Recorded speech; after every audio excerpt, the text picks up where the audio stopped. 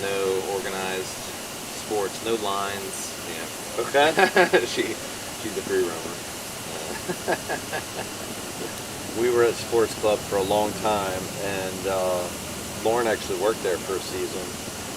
But I quit sports club and went to Crunch.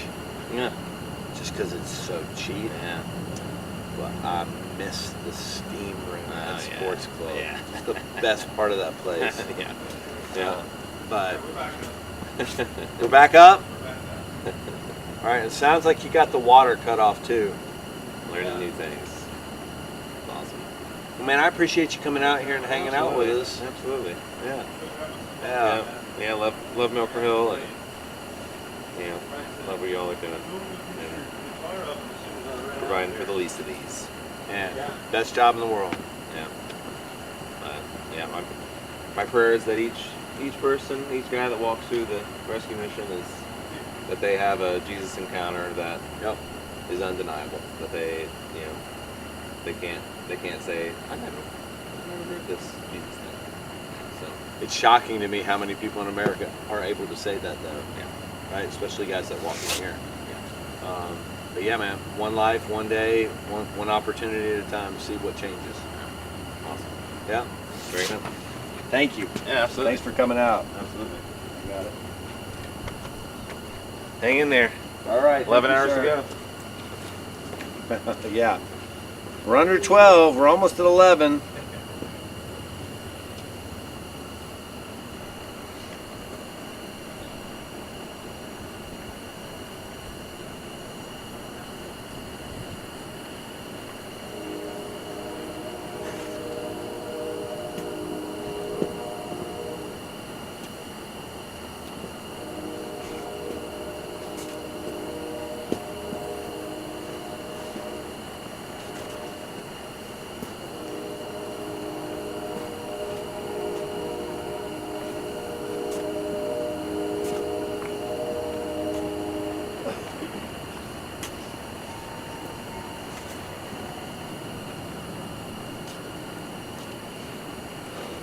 Come borrow some heat. Come on.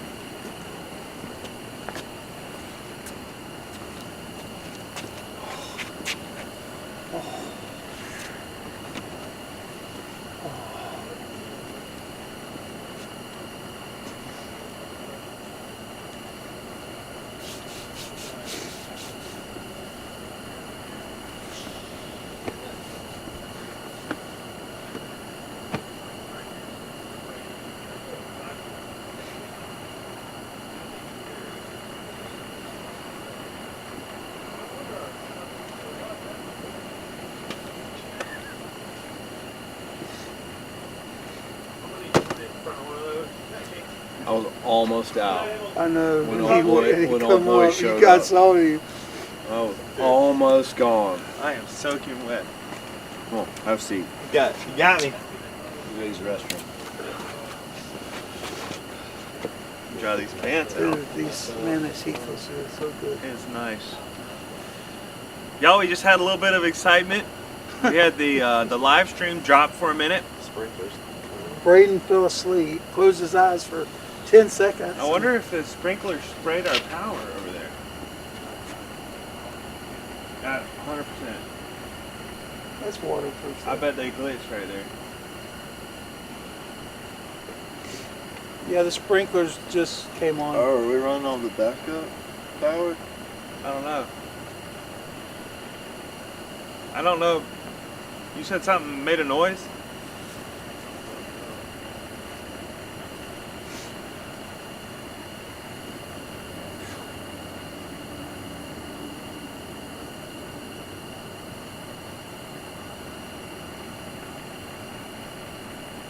The camera's plugged into this too though, so you should be able to look at the camera, right? Isn't the camera also running off of this cord right here? Or is that, I guess the camera's plugged into that as well, isn't it? You only made it home real quick. Great.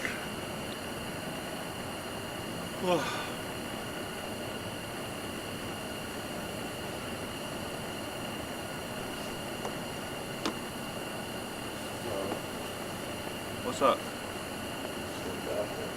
Are we on the regular power? I think so.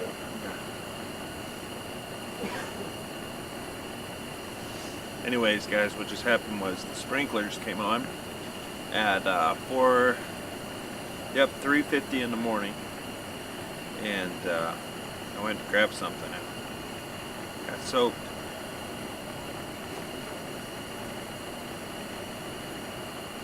Wish And you I'm had just sleeves cold. now, bro. I wish I had sleeves. I thought, I looked at the temperature and I'm like, it's going to get to 50 degrees. That's nothing. It's chilly. 50 degrees at night is With cold. 50 degrees with a breeze. 50 degrees in the sun is nothing. 50 degrees at night is cold. It's a good reminder, It is a good reminder. because you might think, hey, it's 50. Yeah.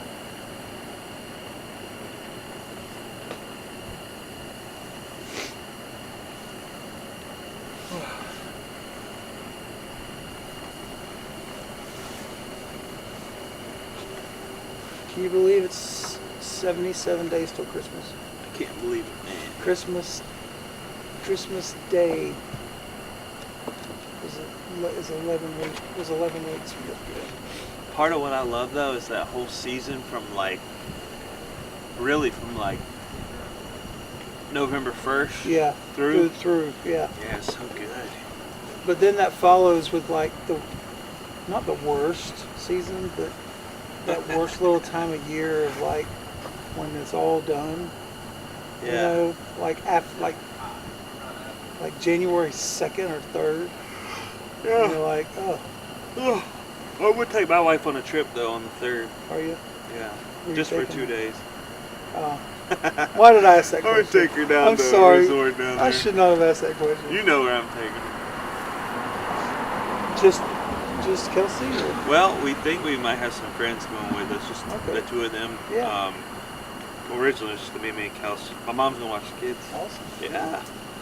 Got to take those when you can get them now. Heck yeah.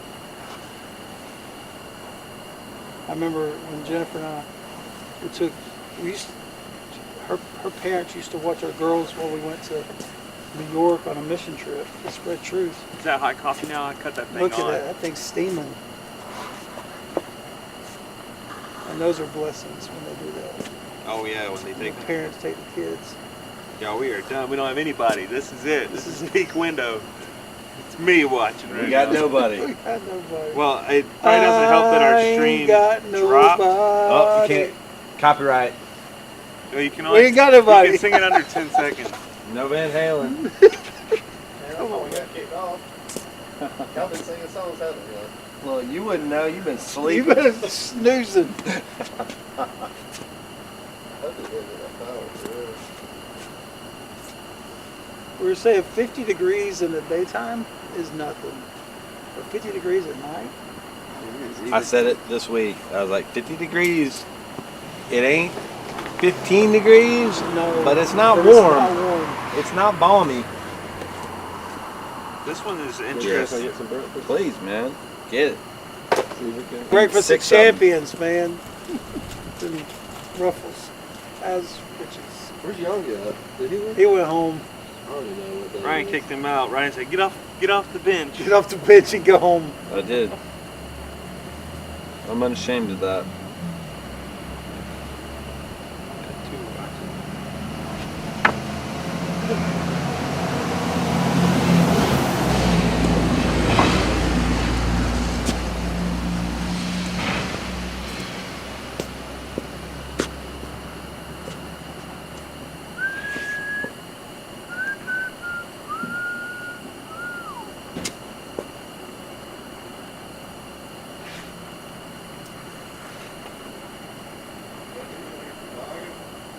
No, sir, I'm good. Thank you. Thank you, Mega Man.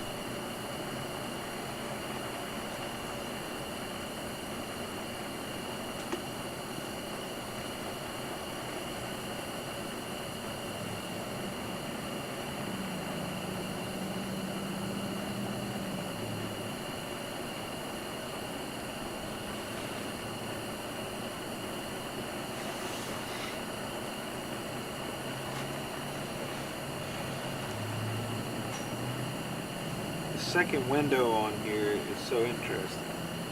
You know? Oh, Robert Marbot's on with, that's a pre-recorded conversation with Brandon, I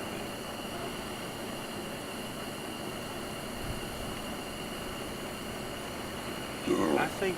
I wonder if those sprinklers just sprayed our power right there because the box is propped. I wonder if it for a second.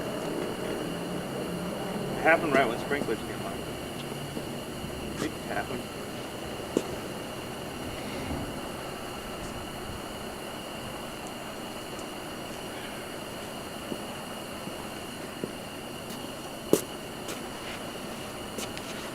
Oh yeah.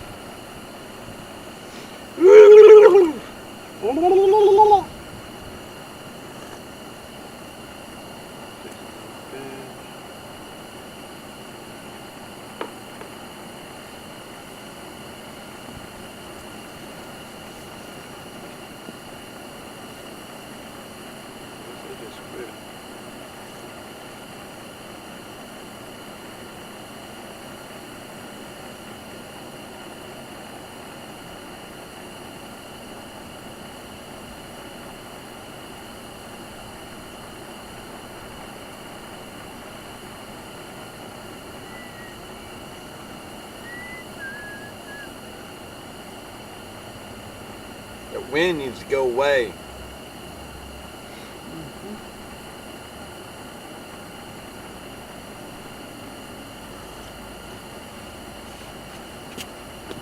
Just first one, kind of side by side. Just so you know. This was earlier, all at the same time. So like, that was the closest one to those.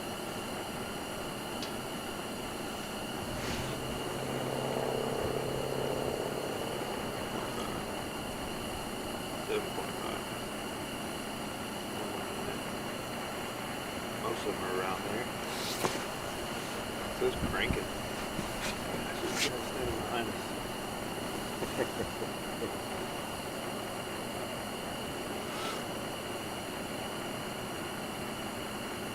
So Lando's on.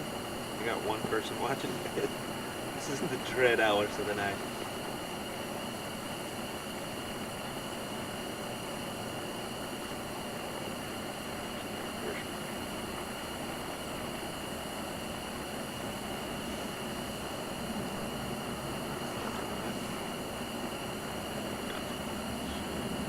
Everybody's just got one. Interesting.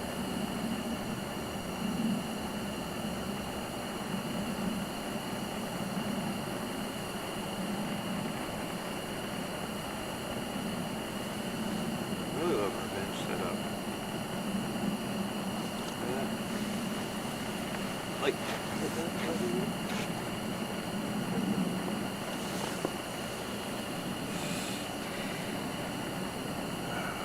Water Street. Jack.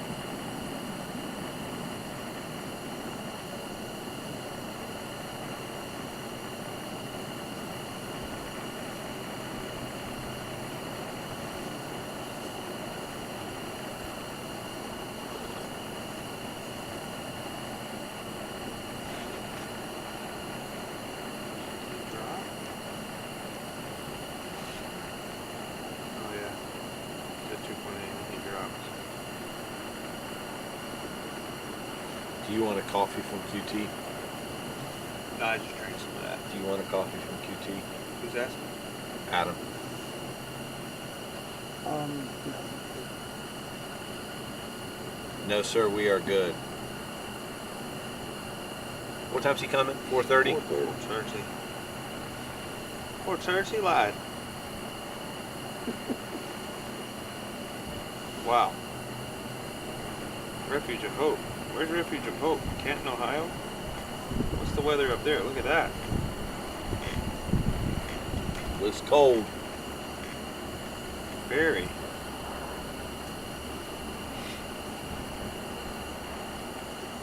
What's the weather in Canton, Ohio? 40. 39 tonight up there. Ooh. Bless him.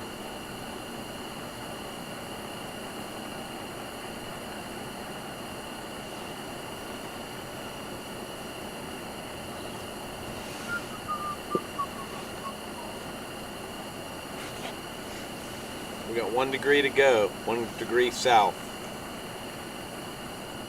And In then the it 40s. sticks that way for 4 hours. Really. Here's John. What's it gonna do?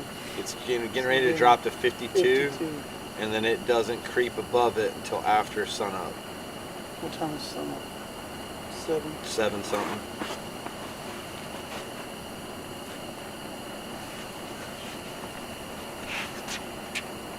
But I'm telling you, the sun and 54 will feel 10 degrees warmer than no sun and Yep. 54.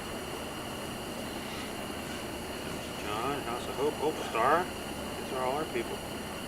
Our gospel.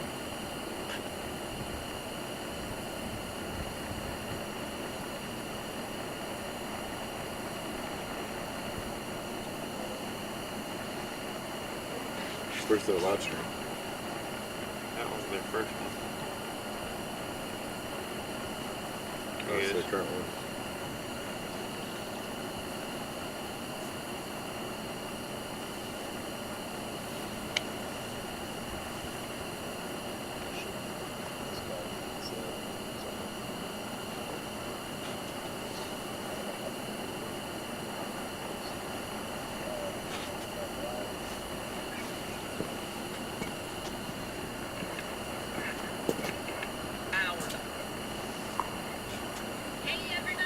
Hey, this morning as we get going again, Yes. nobody comes up here unless I've got that card and I've had a chance to look at it because I'm losing my sharpness. Yep. So even people that I should know who they are, I want to see that card before they make it to the table Gotcha. because I'm getting confused. Fused. I'm getting fused. Getting so fused. We'll do it. Carolina. Next guy's name's Adam Taylor. He wants to talk about transitional health. Hey, that's a great opportunity to talk about it. Caroline and Emma will be here at 6 o'clock, so they'll be the ones that keep you sharp.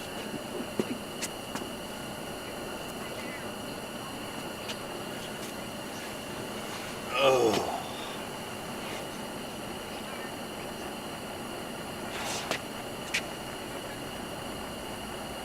$11 hours to go. Open door.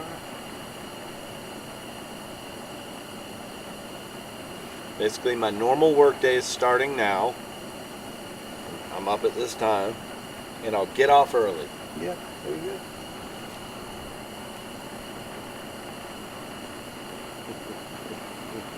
Jacob's like, what about me? Hey, we're gonna throw all this on the truck. We could stay till Monday. Maybe not the propane. Can you leave propane in the truck? Sealed. Yeah. So it won't be that hot.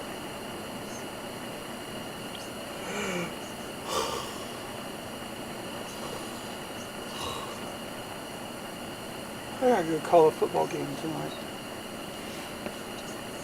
Go home and go to sleep. I am at 6 o'clock.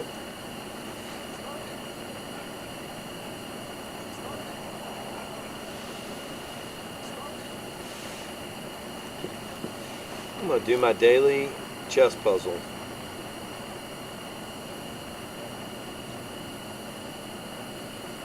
Look at that, 37 weeks ago. 7 January. Yeah.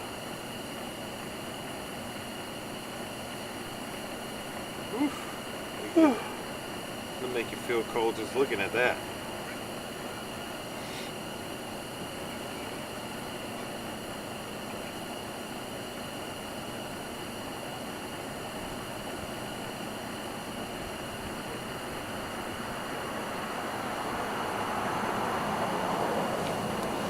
What time did Caroline say WIFF Boyle was coming? Dude, can Yeah, I thought she said they were coming this They'll morning. probably come this morning too. Yeah, like 4:35, 5:30, something like that. That's it. maybe. I can see that happening. Let's see. Chris Justice said they had the live stream on in the newsroom, watching it.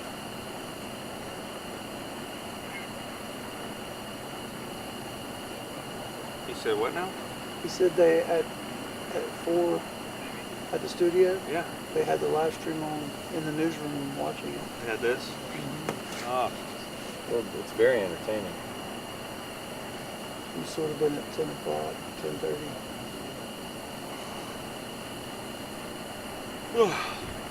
It was really entertaining. should we play some hymns? Adam's going to be here in just a minute. I can whip out a little Amazing Grace.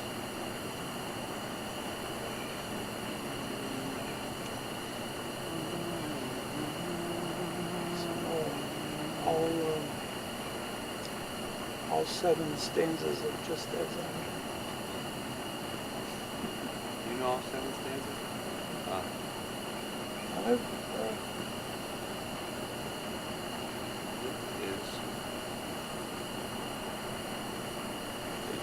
We, once you get past that 4 o'clock hour, it does feel like you're like, ah, it's almost morning. You know what I mean? I'd be getting up in 15 minutes. Do you feel like time moves quickly on the bench? When there's lots of people, it does. Does that feel quick? It's wonderful. And when I laid on that concrete thing, I about wasn't able to get up. I'll be honest with you. That's why I didn't lay down on that My floor. spine is not. My spine has been catered to for too long. I make you really feel it.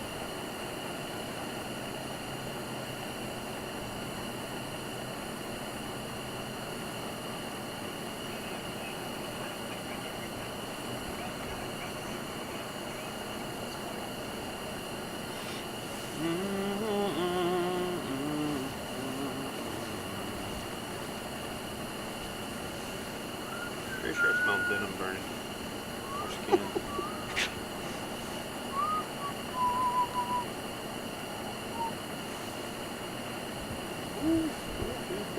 You almost touched that, didn't you? I was just gonna see. You're like, is the back of it hot? You think That's if you what touch the, you think it is? Yeah. Is it not? I don't know. I didn't leave it on there long enough to find out. I would guess it has to be. That'd be my guess. Radiates. Last year, or I say last year, it was just January. Right. But Lauren came and she had a trash bag, and she touched it against that one right there. You can still see the yeah, black the trash melted bag black. melted. Yeah, you can see that. Ooh.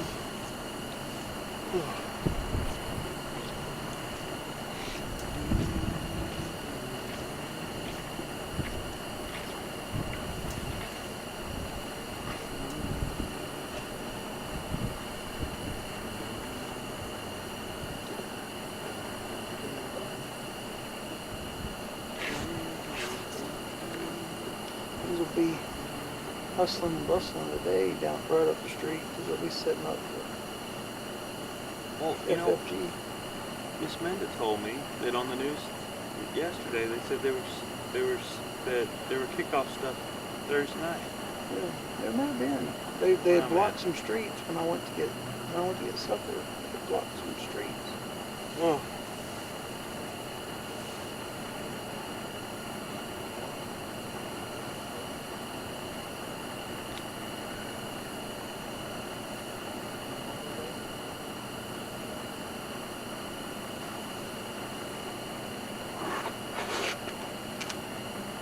Everybody knows everybody over there. How long has that guy worked here? Brian? How long has Brian been? 4 years? Man, 4 or 5 years. Yeah, he staple.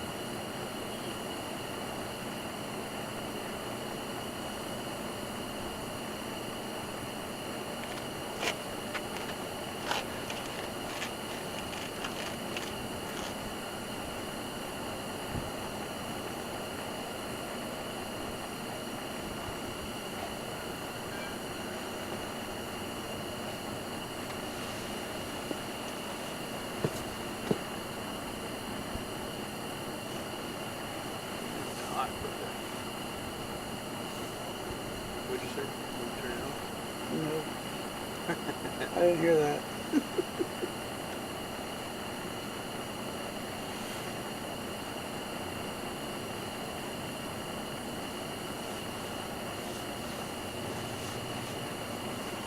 When you first came here, did you come in the morning or did you come at night? In the morning. So the light wasn't on the sign.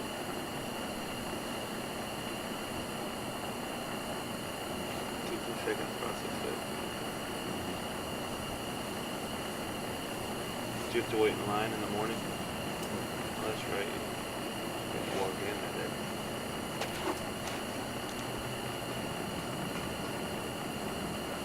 I can't sit back anymore. This is too hot. Is it turning off his head? Still good too? Your legs on fire?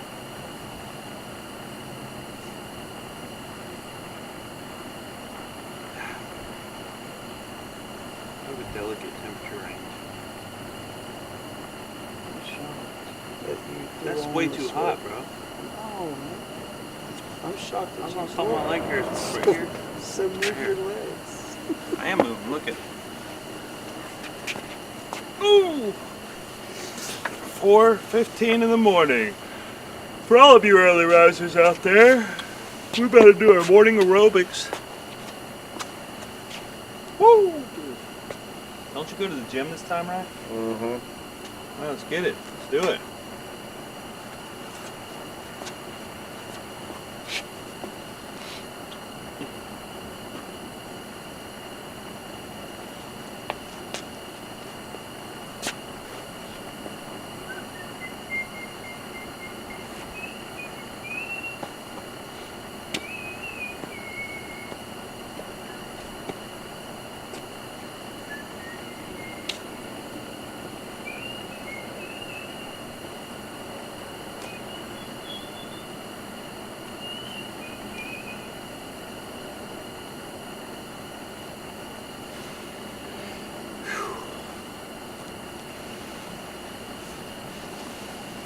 Keep your feet up.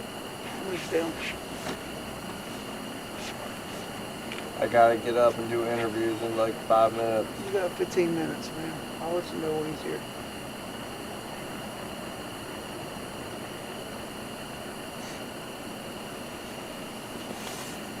I legit can fall asleep right in a second.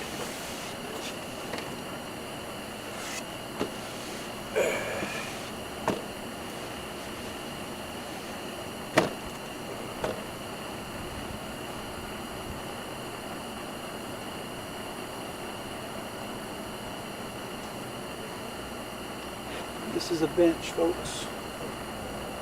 This is a CEO sleeping on a bench. Any questions?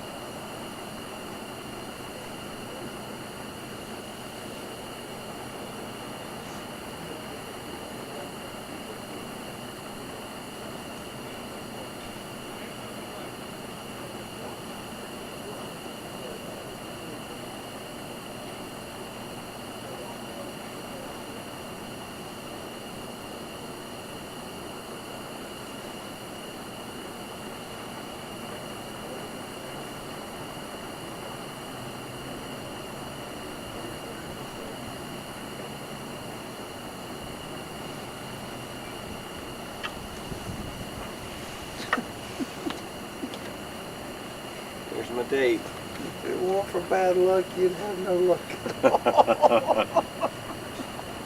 Oh my goodness.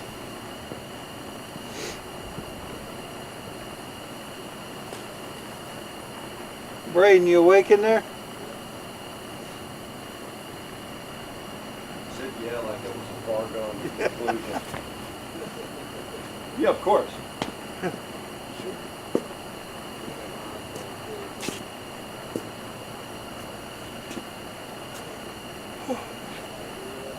You just pulled up. You just pulled in the lot. I mean, raise your hand if you've never slept during a conversations on a bench. Raise your hand if you've slept during every conversation on a bench. I'm pointing at you, Braden.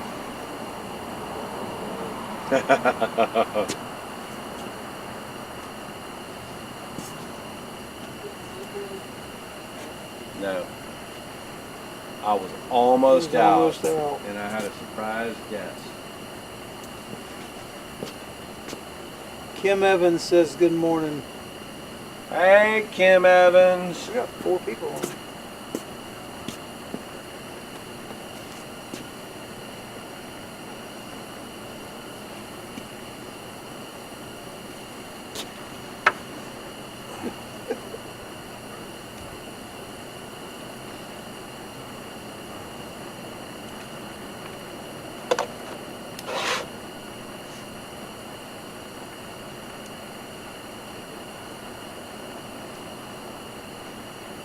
Hi Ryan. Who am I hiding? Kim responded back. Hi Ryan.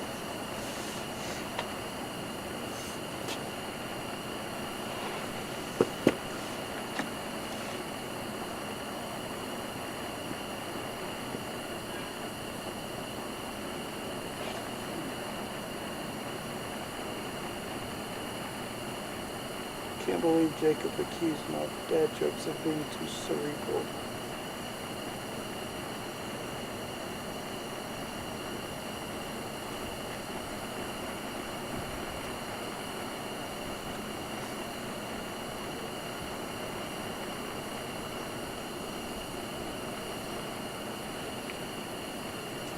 Send your best dad joke to Jay Edmiston at miraclehill.org.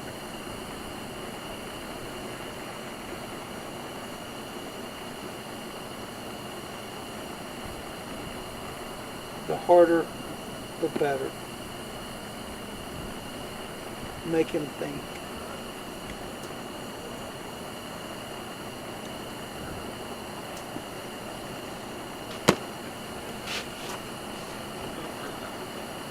All right. You want the Rocky move? I'm good.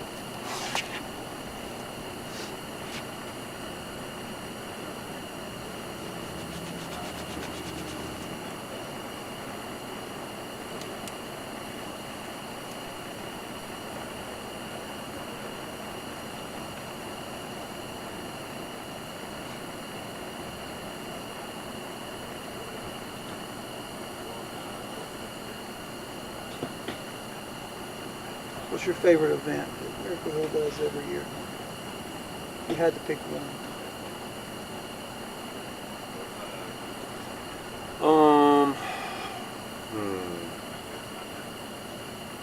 Probably the banquet. That's always fun. That's right. So many people in one place for one cause.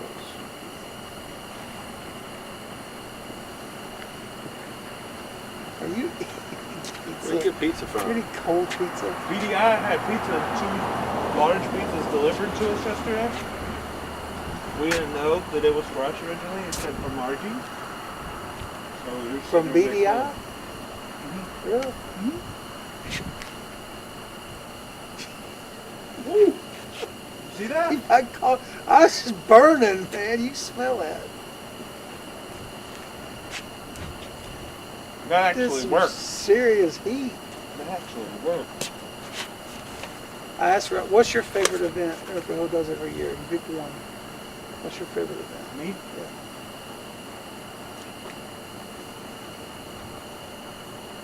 Check it out. What was his? Banquet.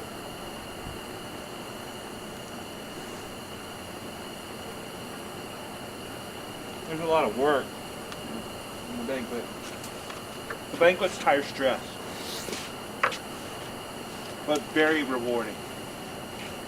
Come on, bud. Let's do it. Not a whole lot of lines you gotta wait in there for. Beautiful. Hey, good man. How are you? Good, how are you? Good to see you. Thanks for the offer of coffee. Yeah, absolutely. What's up, man? Mr. Yeah, Taylor. Hype him up. Hype him up. Yeah, get him up. Get it. This guy brings the noise. I'm pretty hyped, man. He's naturally ready. God, risky. See you, man. Morning, man. Have a seat. Somebody left their trash. I'm gonna blame Jacob. Hold microphone for your hand. Sweet. That mustache is coming in. Hey, my mom hates it. Are you just gonna let it keep? Are you gonna twist it? Yeah, it's kind of getting there, but I got drill next weekend, so I got to shave it. Oh. But yeah, this might be a new thing. My wife loves it. Actually, Does she? She does. And but my mom hates it. It's so funny because it's so polarizing. Nobody's like, that guy's got a mustache. Yeah. So, It is really appearance shifting. Like it's a completely different look. yeah. It's like so I went to a networking event last night with a bunch of realtors, and they were like, I want y'all to be confused if I'm going to write you a ticket or fly you in a plane or sell you a house. Write you a ticket. Hey man, It is a first responders thing, man. It's They rock it. you've met my stepdad John. Uh-huh. Yeah. So man, that the 80s and 90s, that man had it going on. When I met him, he had this big thick stash, and he wore these like little shorty shorts. And I was like, I remember being like 6 or 7 years old. I'm like, why does he do that? And now I'm like, let me get the stash and let me get the shorty shorts. Wait, they allow it in the military. It's got to be inside the lip, and so if I can't twist it at the end, I don't see a need. That's not your jam. Yeah. So got to add a little flair to it. So for the few listeners that we have, viewers, tell the people who you are. So I guess we're talking into here. Or you can talk to me. Cool. Doesn't matter. Yep. So my name is Adam Taylor.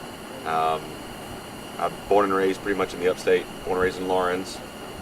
Had the unique opportunity to live in Lawrence and Clinton at the same time. Dad and stepmom lived in Lawrence. Mom and stepdad lived in Clinton. Went to Lawrence High School. Had an opportunity to play college baseball at North Greenville University. When I moved to Greenville, 2009, I haven't left since, outside of some other times with baseball and the Army. In 2015, I started my working career as an underwriter at TD Bank. I was called out of that into real estate and actually the National Guard in 2018. So I live here in Greenville. I run a real estate firm. I'm a real estate investor, and have a whole bunch of kids. I say a whole bunch. Not compared to Jacob. I have 3 kids, 7, 5, and 2. Been married 10 years on, let's see here, 2 weeks, 14 days. Happy anniversary. Thank you. So that's me in a nutshell. So what's the difference between a real estate firm and a real estate investor? They're not mutually exclusive. Yeah, they're not mutually exclusive. So I got my start helping people buy and sell and invest in real estate. And that just opened up the door and the passion to see how much more there is out there. So for example, I got pretty good at helping people buy, sell, and invest, but I had not been an investor myself. So then I wanted to continue to broaden my horizons on what it looks like to invest and put my money to work and be a good steward of things. And I had the opportunity to actually buy an apartment complex that I lived in for a couple of years back in 2020. And that was my entry into learning how to invest, and now I help a lot of other people invest. Okay. And the firm helps people invest, but also just helps somebody who wants to get a house, right? Yeah.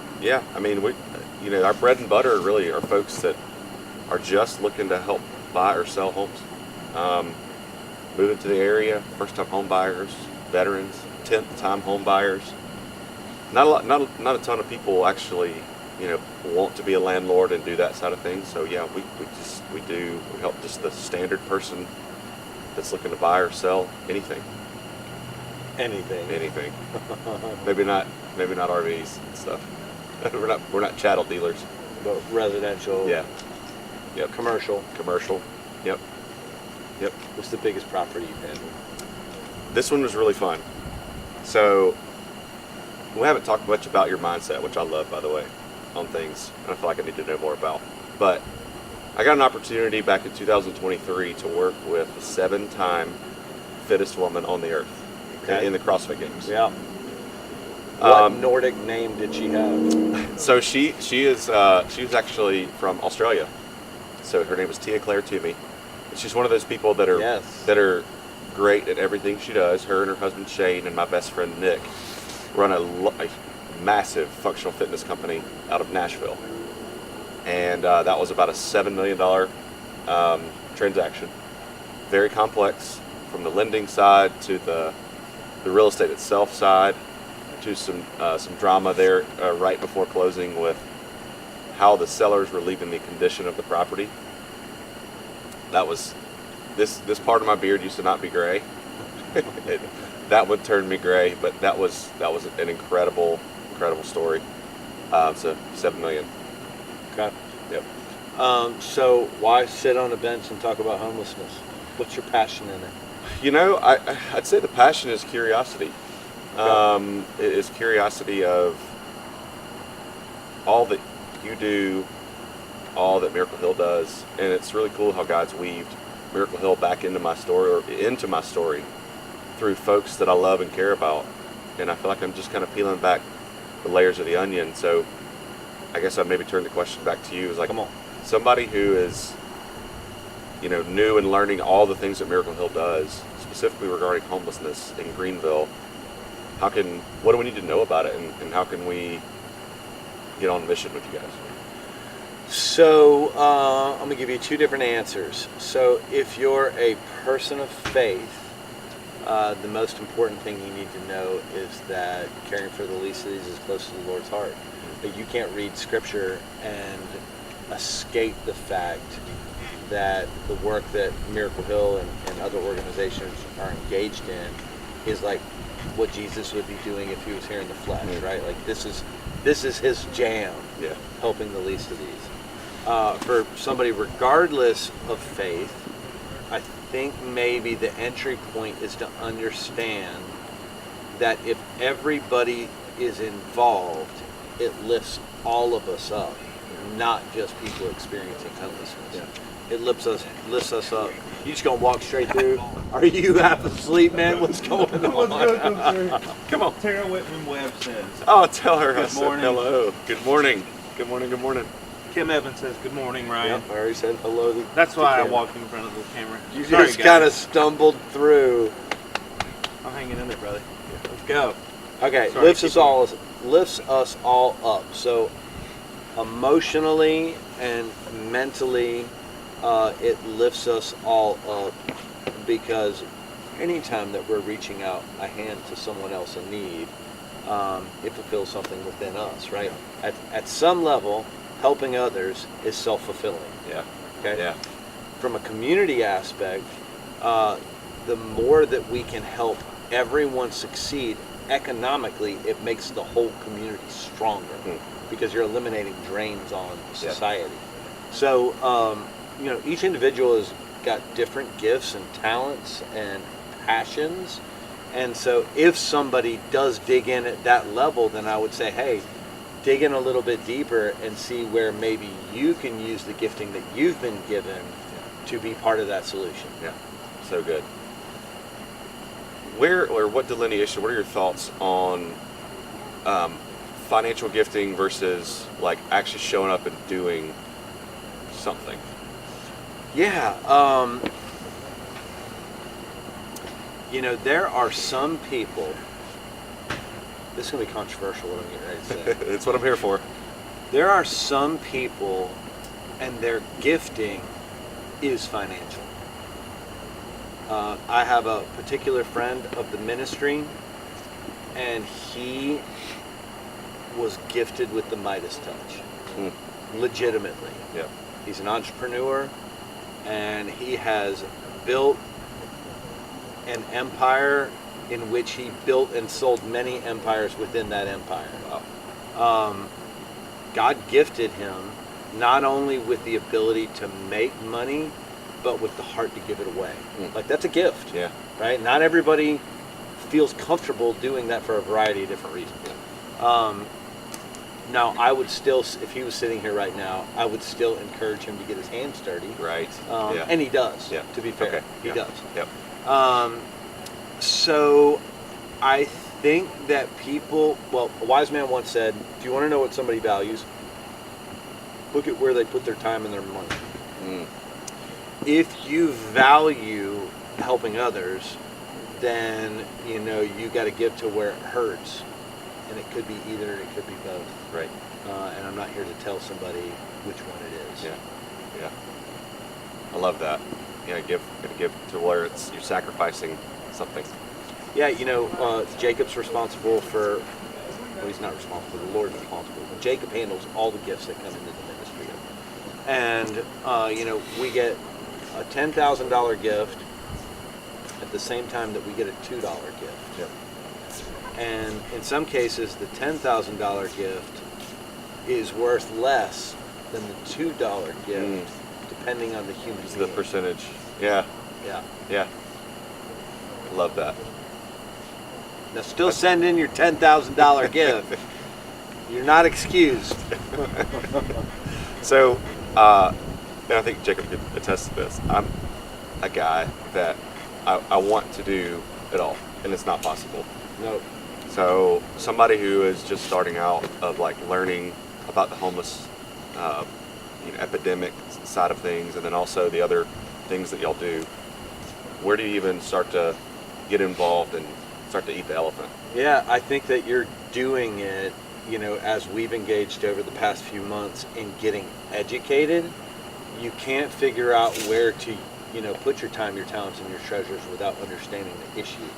So digging in enough to understand what you don't understand will help educate you or any individual personally on where they need to dig in.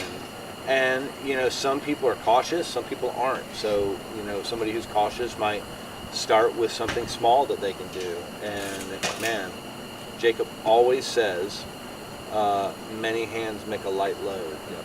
And so all those small lifts Yeah. equal something big. Yeah. So, man, start where you're comfortable. Yeah. What are some small lifts? Let me add this. Yeah. You can't outgive God Yeah. with your time or your money.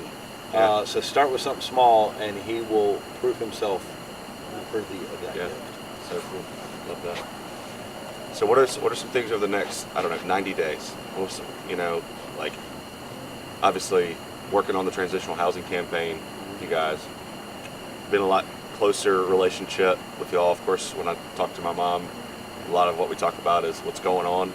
But what are some like events or things over the next 90 days that somebody who's learning can kind of jump into? Yeah, so before I hit the events and maybe markers, let me just say that as the weather gets cooler, and these heaters would be out more, this is the most challenging part of the year for people that are doing what we do. So the weather turns cold, we don't turn anyone away, which means we have, you know, in cold nights, we'll have a couple extra 100 individuals under our roofs, which puts additional strain on the facilities, puts additional strain on the staff, and puts a tremendous strain on our resources. So we're going to talk about some of the markers and the events and projects we have going on, like the transitional housing project, but we got to keep the lights on. I think one of the misconceptions people make is that organization like Miracle Hill, like we're too big to fail, and it just could not be further from the truth. Sure. Right? Like, Yeah. we need all hands on deck, especially as it gets colder. December is our biggest need month. It also happens to be the month that people give the most. But like this December, what's our goal for the December? 2.1? 2.25, I think. 2.25 million. You know, Can I add that he asked Philip that for a very specific reason? Why did he ask Philip? I believe for somebody to say we cannot do it without you. Yeah, but it's more devious than that. Philip's the local guy. That's Philip's region. If anybody should know in that circle where to get food, it would have been Philip. And Philip's like, I have can't do it. no idea where we're going to get food. So it speaks to our false perception of control, right? Like, if anybody could have said, well, I know where there's 6 bakeries, and we'll go down to those 6 bakeries and we'll kick in the door, and Philip's like, man, I got no idea. Like, I have no control, and none of us have any control. It's a little bit of the whole Ezekiel, can these bones live? You know, but coming around to the answer, I've thought too, like the Lord does it, He does that. He makes us run up again and again and again and again to things where He requires us to say, I cannot do it. We throw our hands open. Yeah. Or this is too big for me. Then all of a sudden. Or like think about the Red Sea.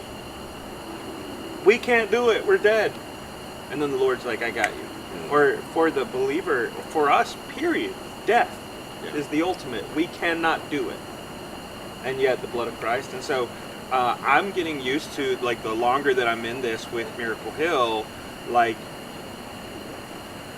you know, the Lord has to do it. Yeah. And so it's a little less of like, ooh, and a little more of like, when we're down $200,000. There's like a confidence. It's a little bit like a child walking to that edge of that Red Sea, like grinning and skipping along the way, like, I know we will do it, you know. Hey, let's be real. So early in the morning, the only people on here is family. Yeah. So like, we're down 200,000 right this second while we're talking. We're $200,000 behind. Wow. I'm not stressed about it at all. Are you stressed about it at all? No, and our CFO's probably like, you know. He's like, don't say that on air. Edit that part out. Well, we know that God's going to show up and show out. We believe it. We believe that, not in a manipulative way, too. Like, it may already be in the mail. Yeah. But God will. And then there may be somebody watching this right the second, who could cut the check. That's right. So we are getting excited. You know, last year too, we had Helene came through, and so like people were lending more Helene supports. We had a higher than average October, so we're anticipating some shortfall. But again, man, God will do it. He can do it. He will do it. All these people, their heart beats in the palm of His hand, not ours. Yeah. You know what I mean? Yeah. It was such a good reminder. I think that a lot of times I try to go and make things happen, right? And I think the great point that you made a second ago is it's independent of us, no matter what we do, whether we are, you know, in full-time ministry or, you know, running a business or any other needs that need to be met. We think it's on us. Yeah, the big lesson for me, there's been a bunch of lessons, but COVID was the big lesson. The beginning of COVID, we were bleeding money at a rate that was completely unsustainable for a few more months. We're bleeding money, then the governor shuts down our thrift stores, our revenue production machine, shuts them down. And, you're going to love this, as a 501c3, we chose to be a non-contributor to unemployment, which means when people go unemployment, you self-fund it. So when the governor shut down our stores, we sent 150 people home that we still have to pay.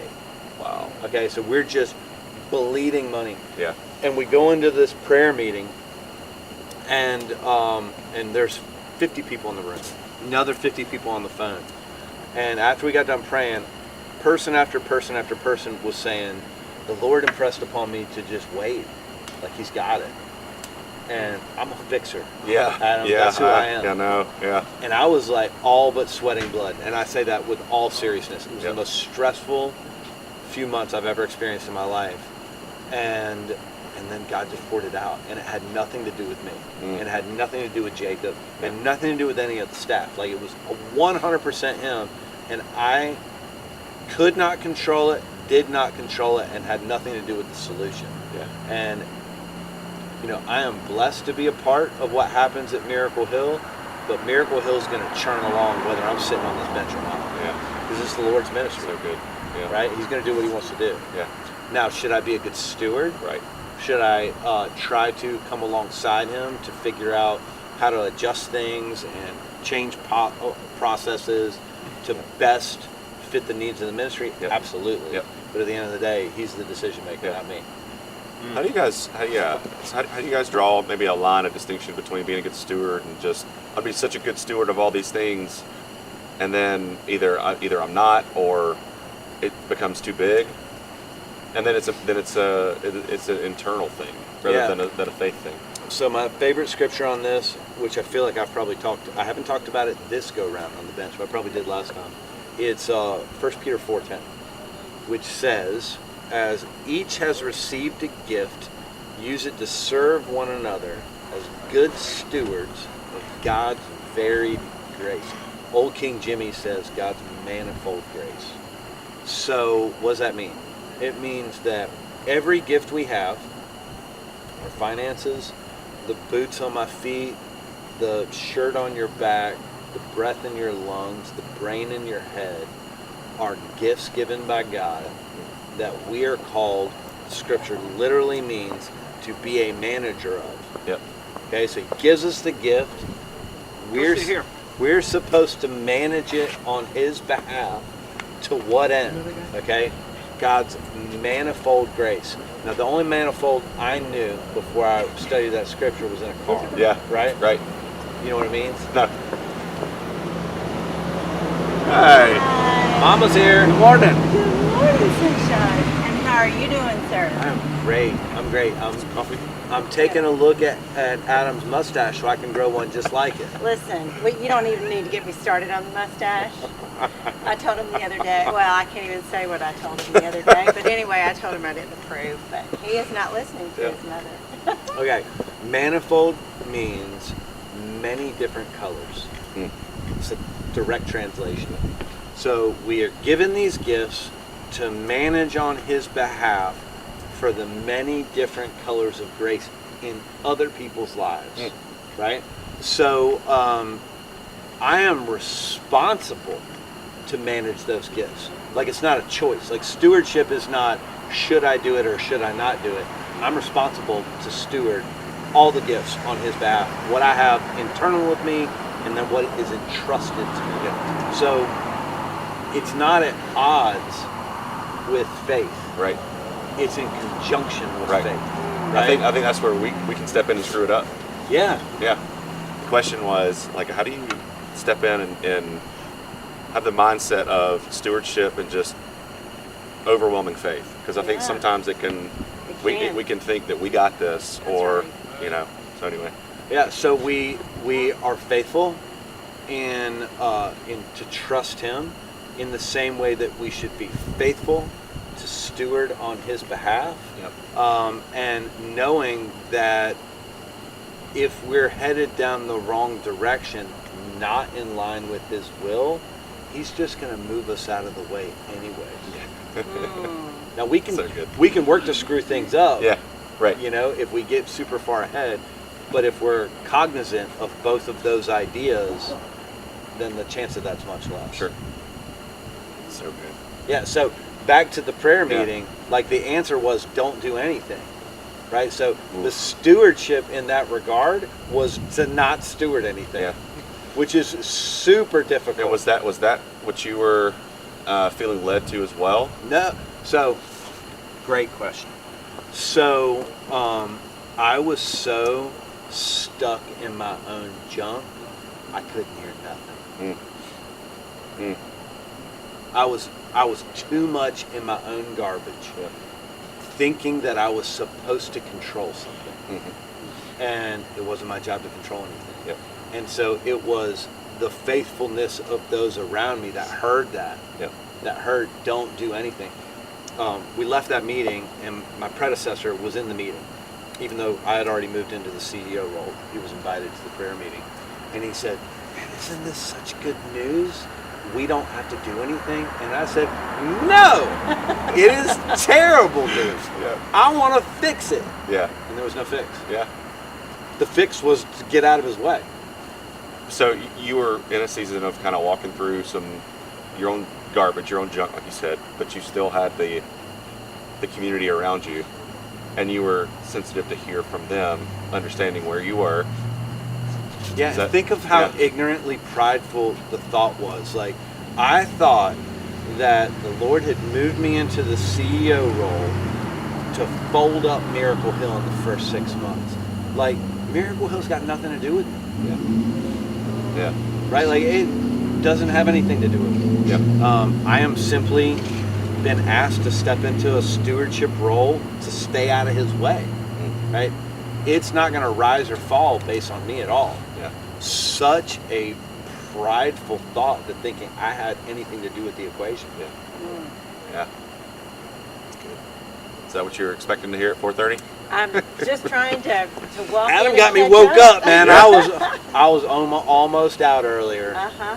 It was what, 3 o'clock. I was like this. I Oh, was no. almost out, and we got a surprise guest. And you know when you're like real sleepy and like you're like you can't even get your brain to kind of turn on? Yep. I had a whole conversation with, I can't remember the gentleman's name. Thank you for coming out. I'm so sorry I was not super sharp. I'm sharp now if you want to come back. Yes. So good. So what have you guys been talking about? I joined late. Well, I never answered your question. Brandon. Brandon. Go Gators. These kids are on the same swim team mine are. Okay. Entry point. Yes. What's a good entry point for somebody who wants to dig in? So, low-hanging fruit, this is an entry point, Yeah. right? People that are watching right now, they can be involved even today. They can Yeah. get a pack of socks and underwear and bring it up here and put it in our big bin. Yep. They can go online. They can get involved in the chats. They can come up here and sit on a bench Yep. and have a conversation. Or if they're really bold, they can go on our website and they can sign up to be a volunteer. They can make a financial donation. They can be a monthly donor. All right now. They can all get entered in right this second. Now, we got cool events coming up like Turkey Fry. We're going to fry 700 turkeys for some reason. It's going to be great. And we got other stuff in the I heard fall. there's some cool shirts along with the turkey fry. So Yes. Well, look, you get a cool shirt if you come up here today. that's Look, right. your mom's Right. wearing That's one. right. That's right. Yeah. But somebody could jump in right this second on their way to work. Efficiency. That's what we're all about. That's right. So have you guys talked at all about transitional housing? It was briefly mentioned, but I definitely, I didn't know if we could or should or. Yeah, Yeah. no, we can. So the obvious connection point with what you do is housing, right? So one of the biggest issues that we face today is how do we get people out of this building Yep. and all of our other buildings to the next stage of life. Right. For us, that looks often like transitional housing. So we're trying to add 10 more houses. Ryan, why add more houses? Why not buy another shelter? Great question, Adam. The most economical throughput that we can do to move people in this building is give them places that they can jump off to. Yeah. That opens up the front door to allow more people in the building as we can get people out the back door and help them to stabilize further in an accountable community. And you think stabilizing happens better in a house or home compared to the shelter? I think that there, at some level, there becomes a diminishing return called institutionalization. Right? Yep. You don't want to live here forever. Frankly, nobody wants to live here. Yep. Right? Like, they may be grateful to be here, Yep. but nobody wakes up and goes, man, I'm going to go check into the shelter today. Yep. It's going to be a party.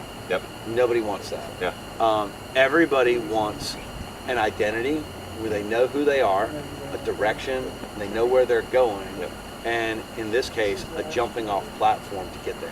Yeah. Ryan, speak to that, as far as a transitional house goes, when someone sort of transitions out of shelters or program into the housing, into transitional housing, talk a little bit about, the stability, I guess, from that can happen in that environment when you've got roommates who are kind of going through the same season of life and that kind of thing. I mean, you were there once, right? Yeah. Let's talk about some of the determinants of long-term stability. The first one, the obvious one, is the economics of it. So we want to set up transitional houses that are at a low enough price point that somebody can still have skin in the game, so they're still paying to go into the housing, but it's cheap enough that they can afford to save to prepare to go to their own housing sometime in the future. Some transitional housing programs, or maybe, let's not pick on them. Let's pick on other cheap housing options. Somebody goes to a week-by-week motel. It's $200 a week to stay in a week-by-week motel. It's $800 a month. Yep. They're not saving any money. Yep. You know, you're making $14 an hour. You're not saving a penny going there. At Miracle Hill, you check into, or you move into one of our transitional houses, you pay $400 a month. That includes everything. On top of a house and all your utilities, you continue to get a counselor case manager that you're meeting with every week that's helping you to continue to create goals, to move to the next phase of life. On top of that, what your mama just pointed out, you have 5 other people in the house that aren't you, don't have the same story you do, but are all also striving to escape, which creates accountability, positive peer pressure, and the houses are self-governing, so they're accountable to each other while they are working to move to the next place. Yeah, so good. Love that. One of the things that, like our mission statement with our real estate company, is that we exist so that all people have the opportunity to build wealth, health, and happiness through the power of real estate. And it's such a cool thing that, you know, home for them in that short season, wealth, health, and happiness, learn those skills to be able to transition out. So cool. Same thing, wealth, health, and happiness. Yep.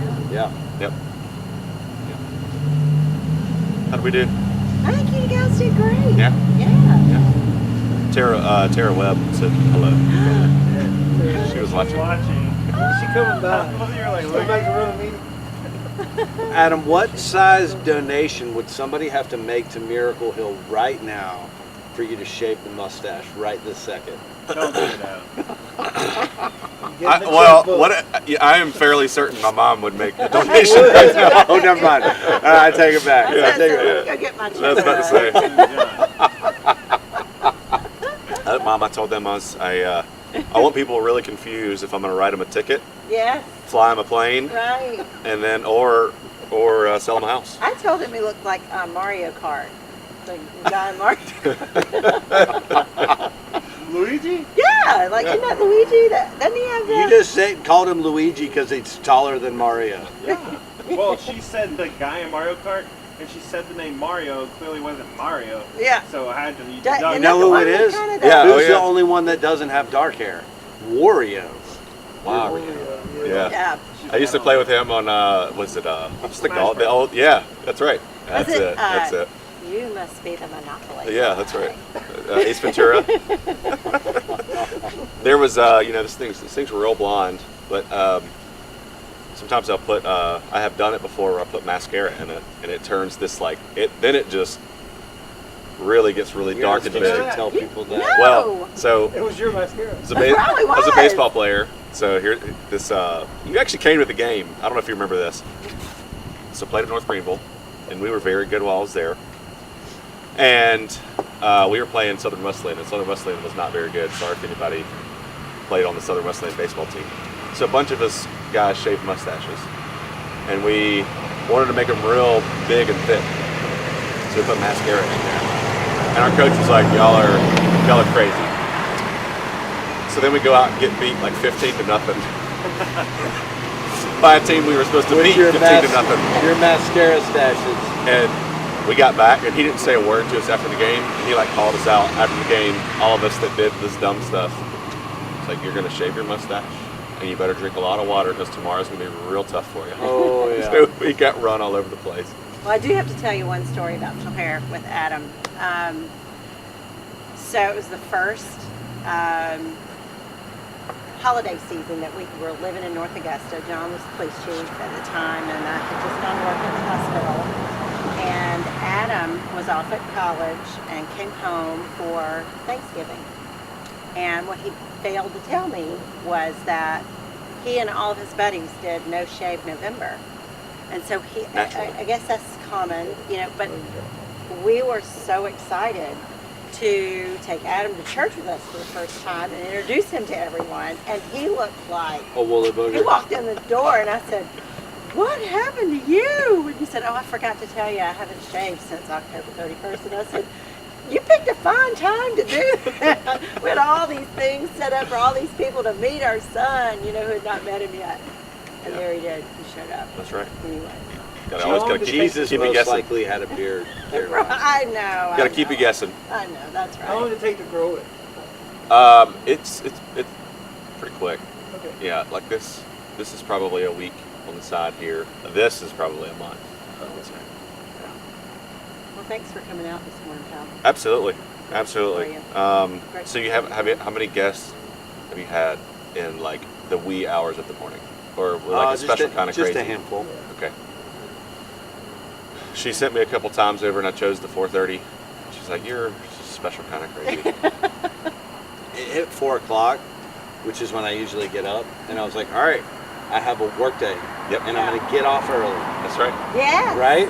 Yes. That's all I got Yes. left is a work day, and I Yes. get off early. Yes. What has been the most interesting question posed to you so far, Ryan? I got one that I couldn't answer. Yeah, Ah. And how did you answer it? I couldn't come up with something. Wow. What are you most proud of that you? Don't talk about. I feel like your walk, it's been it's so public through your book, and it's so ingrained in what you do every day. I mean, I thought my wife and my kids, but I family? talk about them all the Yeah, time. you do. Did they come? Have they been Yeah. out? Oh, I'm so glad. That's awesome. Yeah, they came out. That's awesome. It was great. So, at the end of Conversations on a Bench, what do you hope this listening audience is going to be able to take away that maybe they didn't know before about Miracle Pill, why we're here, what we're here to do? Always hopeful that from a Miracle Hill perspective that people understand the scope of what we do, and I feel like part of my job, particular to me, is to bust people's narratives about what we do. And people have a false impression of what a faith-based, provider of homeless services does. I think people get the conception that we just grab our big Bibles and beat people in the head all day long, and that's all we do. And what we do is much more comprehensive than that. So I hope people understand that. I hope people are more educated on the nuances of the experience that people have.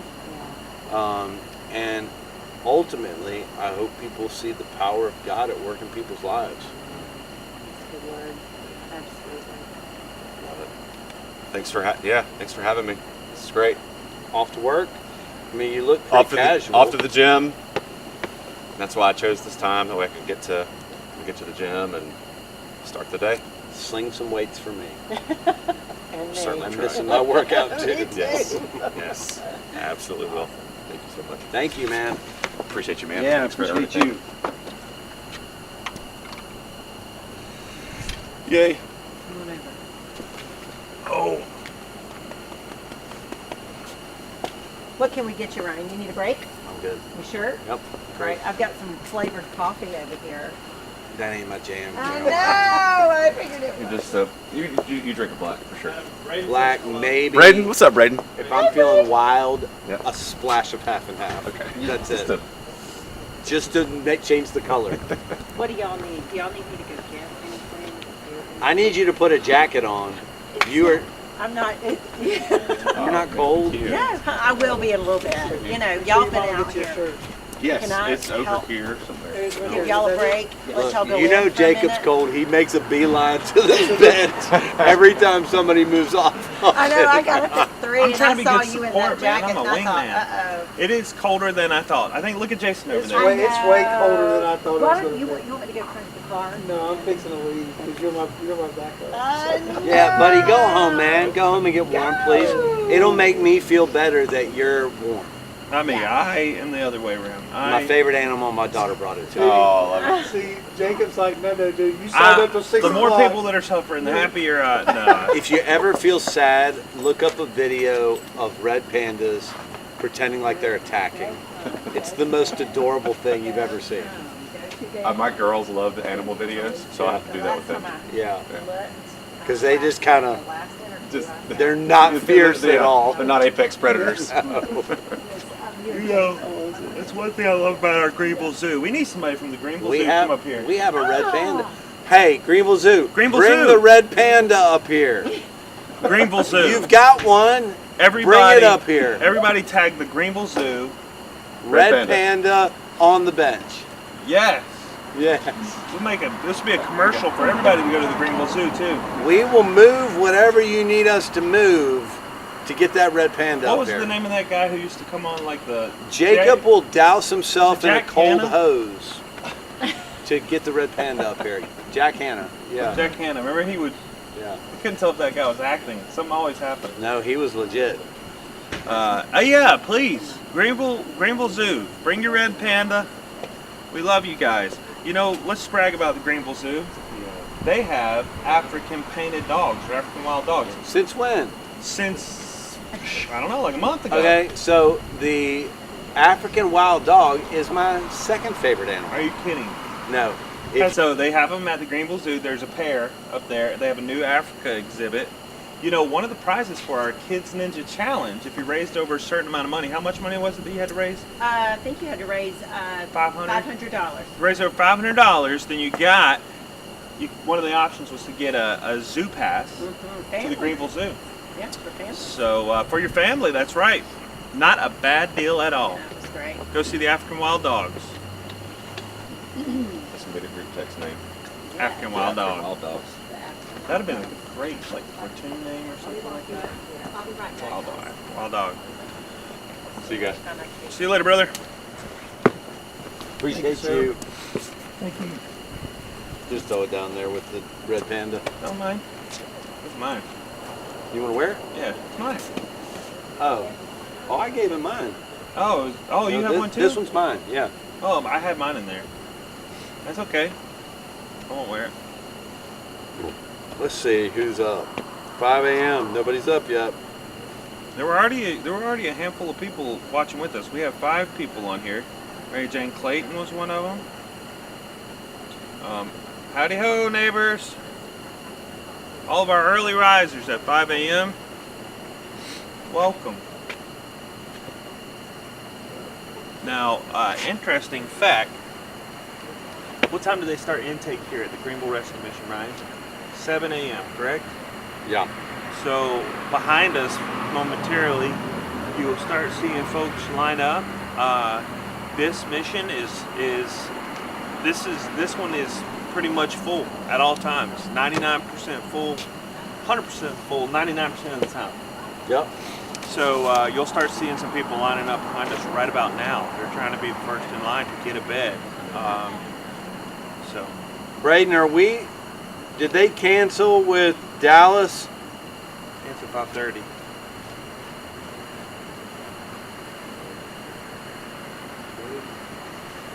Yeah. Oh, you know what, Braden? I haven't had the intercom on in a long, long time.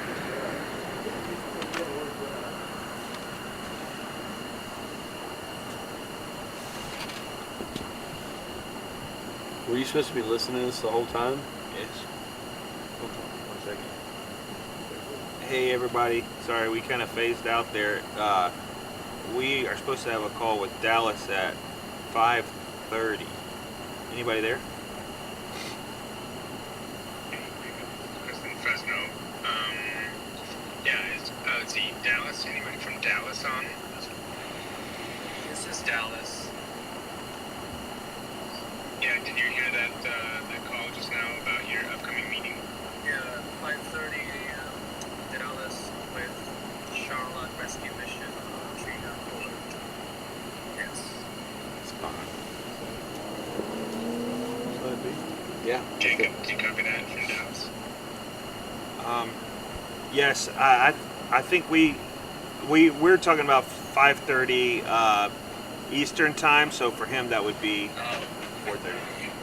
Sorry about that. 4:30 then. Very well, Minister CEO. That is it. Yeah. Alrighty. Yeah, we're still in the middle of conversations, but yeah, we'll let you know when we're ready. Absolutely, just putting it out there. Thank you. Thanks, Jacob. Yes, at 5:30. In the meantime, we sit back, we relax, soak in the You sights were and not sounds. this delirious last time. Well, it's hard to be this delirious when the 17 degrees is like a nagging dog that bites you.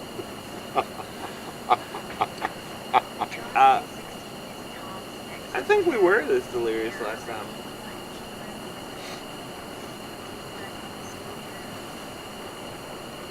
Yeah, let's just go ahead and stay here. See if we said Jacoby, right? Jacoby with John 16. So this is like a two-way radio. Mm-hmm. Yep. With like 70 rescue missions. Jacob, what's been your favorite part so far? Quick answer, probably Arthur's story. I am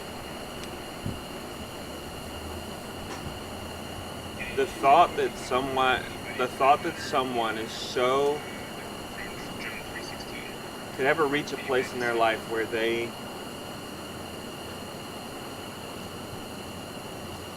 don't feel like anybody cares that they live or die, and could be in such agony internally that they would light themselves on fire. I cannot imagine that mental state, and so my heart bleeds for him and the pain that he endured just in foster Emotionally, care, mentally, and physically. agony,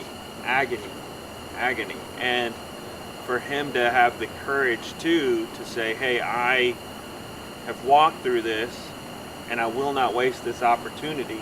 He kept talking about a promise that he's made to tell others, and I think he's really seeking the Lord. And I think, matter of fact, after he got off the bench with you, I think he went straight in there to Bible study, which is just really cool. So Arthur, if you're out there, man, big shout out to you, brother. That's tough. You?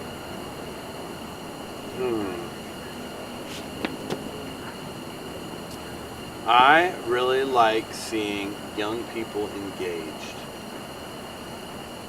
You know, a couple weeks ago, I met with a couple of young guys who are like entrepreneurial and have started a new business, and like to see the fire in their bellies, like, was encouraging for the future. Yeah. And then same thing with these young people here tonight, seeing people who really want to figure out how to serve the Lord well, and are really serious about their walk. Makes me excited about the future.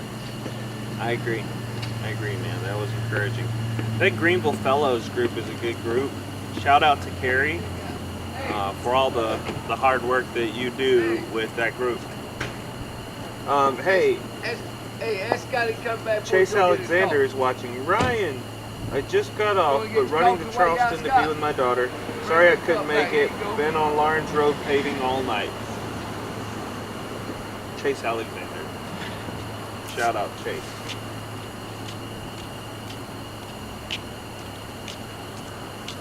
Great. Oh, light got the lights on this morning. Good morning. Indeed. Good morning. God number one got a real light. Amen That's to right, that. amen to that. John 1. Let's go. That'll preach. Hey, let's go cup of coffee, Scott. Boy, it was what you know what's interesting to me. This is just an observation. We're a service provider too, right? Like, we're providing service. So this isn't to diminish service providers, but I find that people, like, it's one thing for us to talk about wrap around and talk about people's experiences, but I feel like the testimonies, even when y'all would get into like, hey, this is what I was going through. Even that was fun for me, even with Sarah and Young around 12 or whatever that was, just to hear their recounting of what God has done, and that it's generations that are affected. That was really neat. So I really have enjoyed the stories. But I know all these service providers do what they do because of that. Yeah. You know? That was really neat as well. All right, hold it down for like 60 seconds. You got it, brother. While I'm holding it down for 60 seconds, let me do the commercial. Guys, we need your help this fall. We need you as donors to stand up and stand out.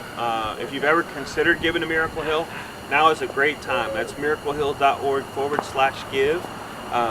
National trends across the country for rescue missions are down, giving wise, so donor counts and gift counts. But we're trusting the Lord, and this community has always been incredibly faithful with supporting the work of Miracle Hill and so many other awesome organizations here in the upstate. So if you would, stand in the gap with us. Love on your neighbor. And I believe you're loving the Lord too. When you're, it's an act of worship when you're caring for those that are near and dear to our King. And so give this fall, miraclehill.org/give. We also need food. So if you want to host a food drive at your church or at your place of business, you can email Candace Fritz at cfritz@miraclehill.org. And then last but not least, turkey fry. 'Tis the season, 2 fried turkeys. I can make a song out of that. 'Tis the season, 2 fried turkeys. There it is. Hey, miraclehill.org/turkey fry. The Ellis and Bradley 19th annual turkey fry for Miracle Hill Ministries is going to be happening the Tuesday before Thanksgiving. There's a graphic on the screen. I can't read this far. November 25th. We're going to cook 700 turkeys. If you've never been, it's the state of South Carolina's largest turkey fry, maybe one of the largest ones in the Southeast. And it feeds 5,000 people. And you can come and help us pick turkey. You can carve turkey. If you have some knowledge of how frying turkeys work, you may be able to get on the fry team. They're very particular, just for safety reasons. We have 70 fryers set up out there frying those turkeys, so it's a bit of a wild ride. But we'd love for you to come out and help us. miraclehill.org/turkey fry. The other thing that you can do is sponsor. We need businesses to sponsor, and the money that we get for sponsorships doesn't just go to a one-day event. It will go to feed and care for the 600 to 700 to 800 people that we have in our care, and there will be nights where we have over 800 people in our care with our cold weather shelters this holiday season. So please help us out. Help us out. All right, we got 6 people watching. It's 5:19 in the morning. Only the wild people are up this early. What are we doing here? What kind of questions do we have? People on the chat? Braden, how many are watching total?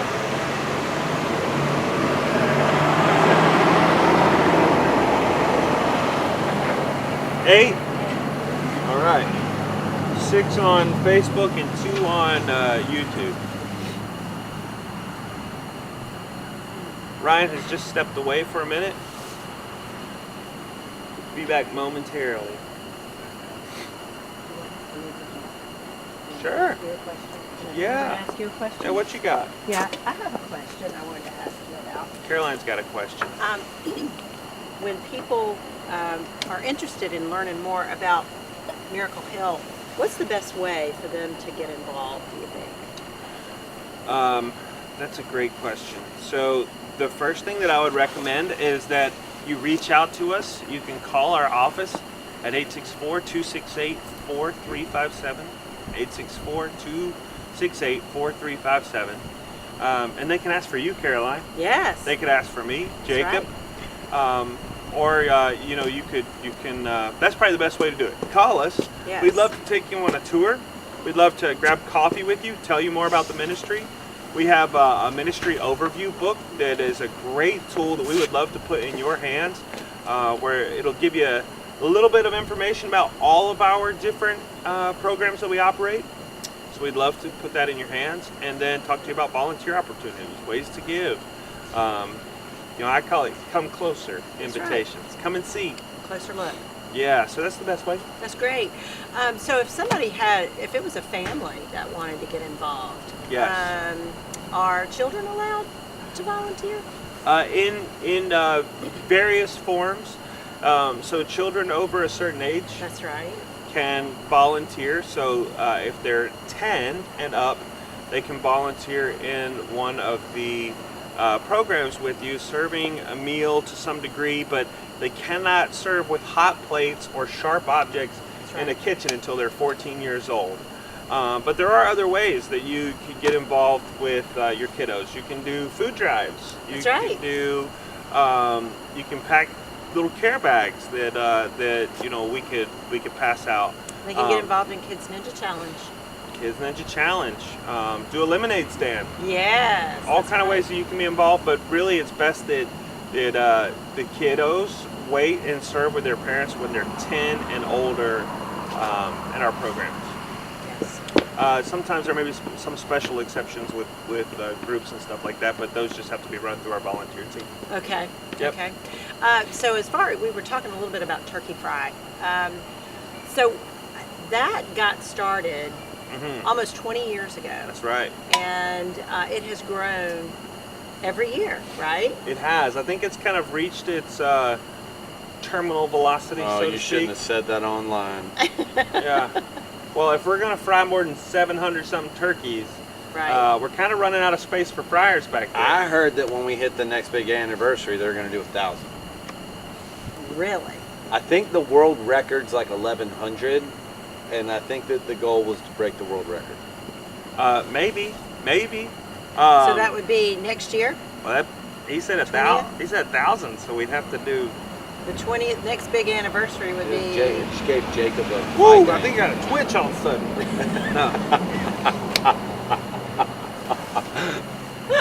I tell you what, that Turkey Fry Day, if you're there open to close on that puppy, it starts about 5 o'clock in the morning, feels like, and goes till about. Although that sounded real good right now, 13-hour day sounds real good right about now. But the turkey fry is a wild time. You smell like turkey. Yes. It hasn't stopped me from eating turkey on Thanksgiving Day, but pretty close, man. It's great. It's a great time. It's a great time for folks to volunteer. It's a wonderful time for businesses to sponsor.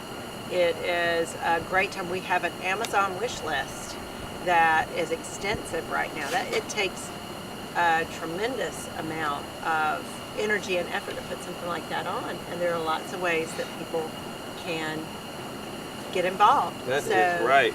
So check us out at miraclepill.org. That's right. Hey, we are about to cut over to a call with the Union Mission in Dallas. Hope I'm not mispronouncing that. So Ryan's going to hop on the headphones here. I'm going to step out. We'll let him do his thing. Thank you, Caroline. She's carrying us in the latter half. So in about 5 minutes, we're hopping on with Ryan. Braden, you have that invite, right? Am I going to have feedback, Bray? Okay.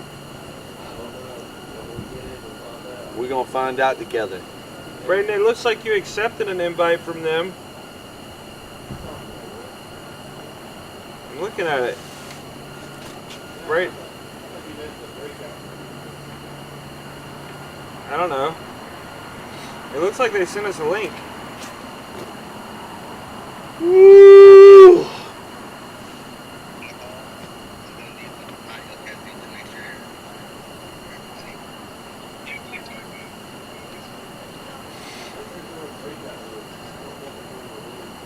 Okay. Okay. See. You don't need to check. All right, we're ready too. Thank you. All right, we're going on.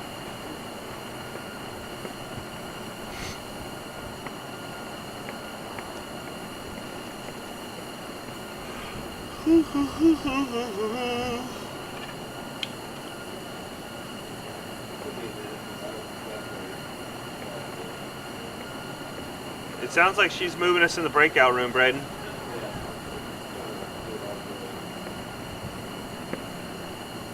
How you hanging in there?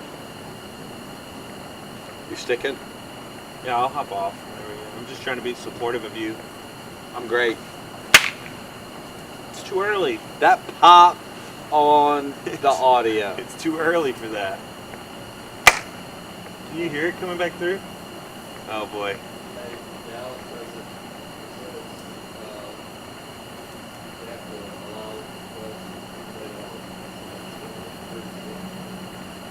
Do what? Hold on.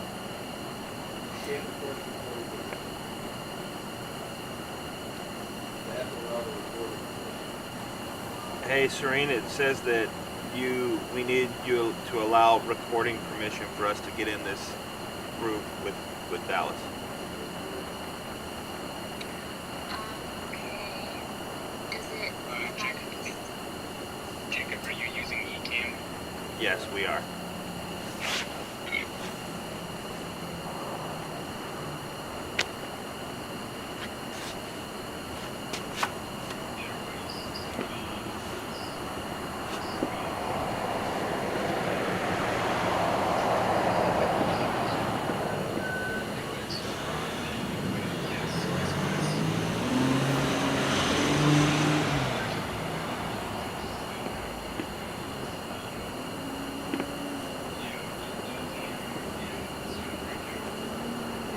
All right, guys, we're trying to connect with Rescue Mission in Dallas. Just give us a few minutes as we figure out why we're not connecting.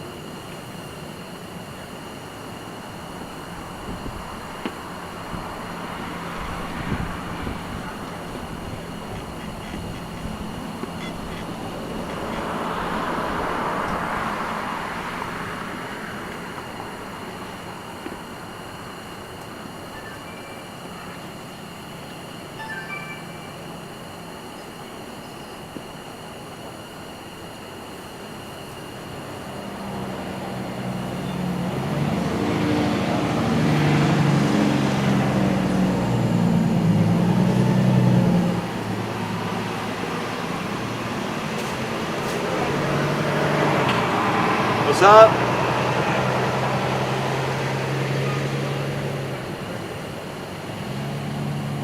All right, we are punting, but we're still going to connect. You're just going to have to give us a minute. I hope everybody's having a great morning. You got a nice hot cup of coffee in your hands. You're well rested. You're ready to tackle the day. Man, what a fun day it shall be.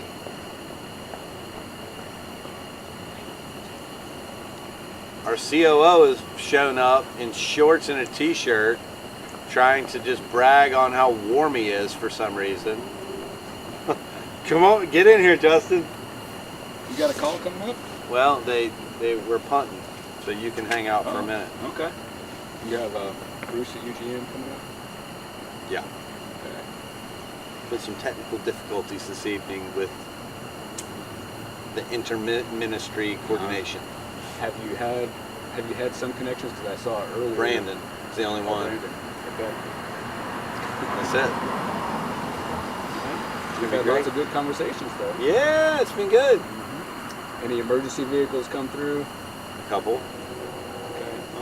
Okay. Just a few. Did you have a good night's rest? I did. Have you gotten any? I almost was out, and we had a surprise guest, like 3 a.m. Okay. I was this, and I was like seconds away. And then somebody said, Brian, you got a new guest. Brandon came up, another Brandon came up to say hi. And I kind of feel embarrassed because I was not awake. And I was trying to engage in a conversation. Yeah. It was challenging. Jacob seems a little bit more delirious then. Significantly more delirious than he was last go round. I don't know why that is.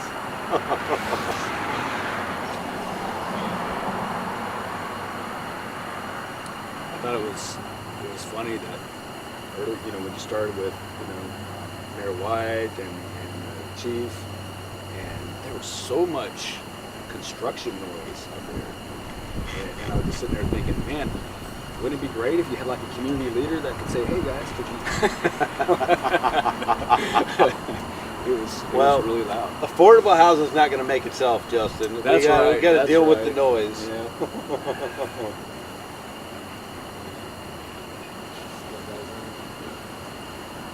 You coming from the gym or heading to the gym? Heading to? Mm-hmm. Sling them for me, brother. I will. Yep. I'm heading to probably by the time I get there, that's normally about the time you'd be leaving. Yeah, you're right.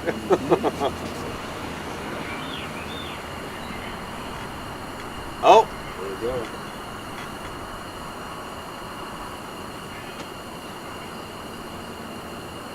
Recording in progress. How you doing? hold on one second, Bruce. Oh, there you are. Okay. Hey, Bruce, how are you? Doing good, doing good. How's your evening been so far? It's been busy. It's been good but busy. A lot of conversations back to back, which is actually good. It doesn't give me time to think about going to sleep, so that works out good. And I'm looking forward to having a hot coffee with Starbucks on. What's the temperature down there in Dallas right now? Well, don't think I'm wimpy, but it's like 70 degrees or 69, and I finally went ahead and put my jacket on. 68 degrees. It got down about you to guys? I think 52. I think it's 52 here right now, and but it feels like it's about 42. But I'm not complaining because when we did this in January, it was like 17. So this is like a balmy summer. Yeah, with us in January, I think we got into the 40s, but this was good. Man, y'all have the neatest name, Miracle Hill. You know, some good things have to happen. You can't have that name and good things not happen. Yeah, can I tell you the story? Sure. So we were organized as the Greenville Rescue Mission for decades. And at the time, we had the Greenville Rescue Mission, and then we had a children's home, I guess about 20 miles away from where I'm sitting right now. And we were in the middle of building a new dorm up at this children's home. This is back in the 50s, Bruce.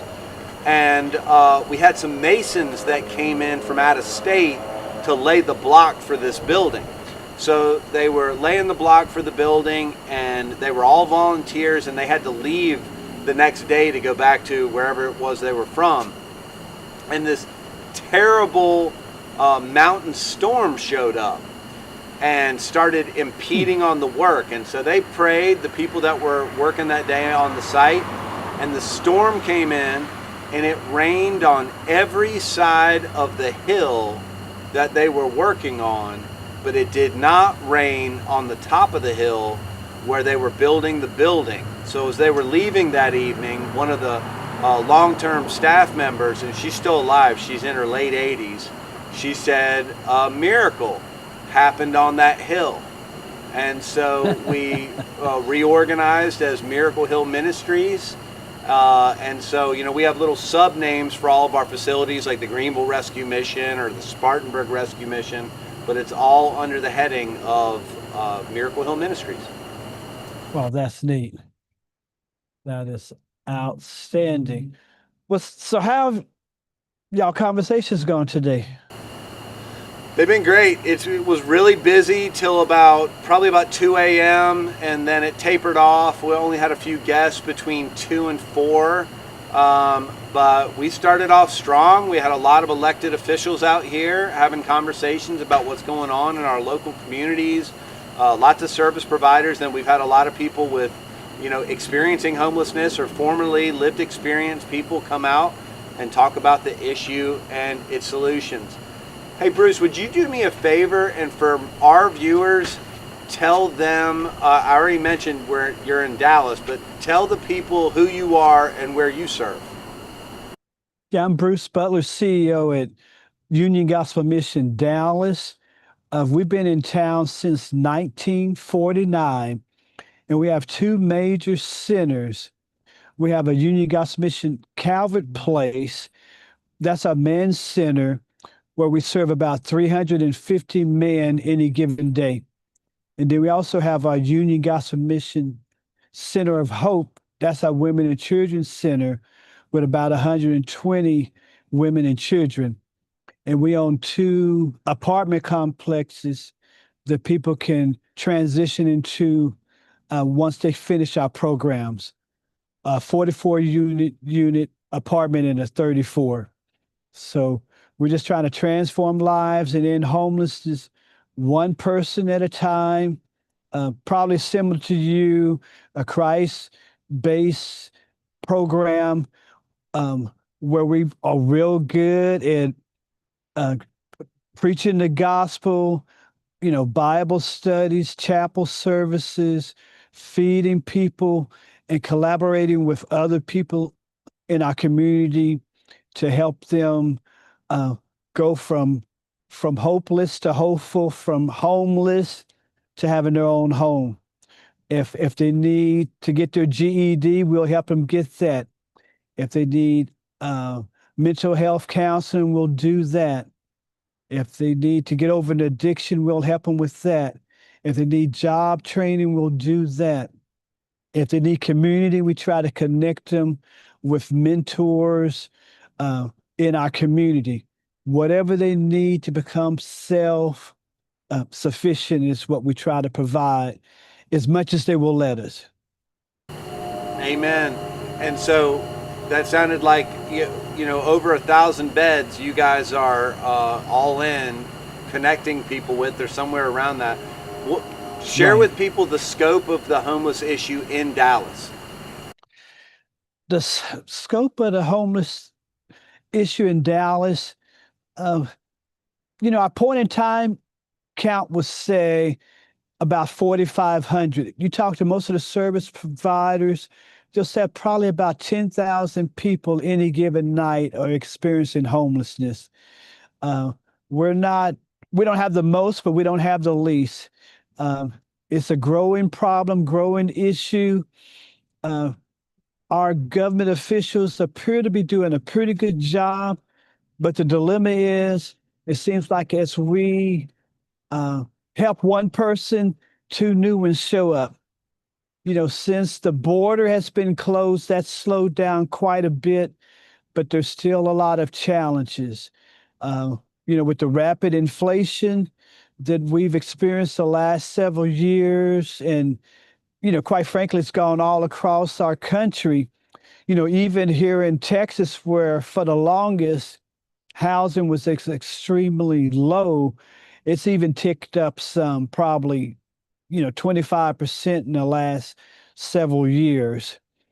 One of the overarching themes that I've discussed with a lot of people today, and I'm sure you've discussed some, is the need for affordable housing, and how, if you're making $15, $20 an hour, it's just hard to spend $2,000 a month on bedroom.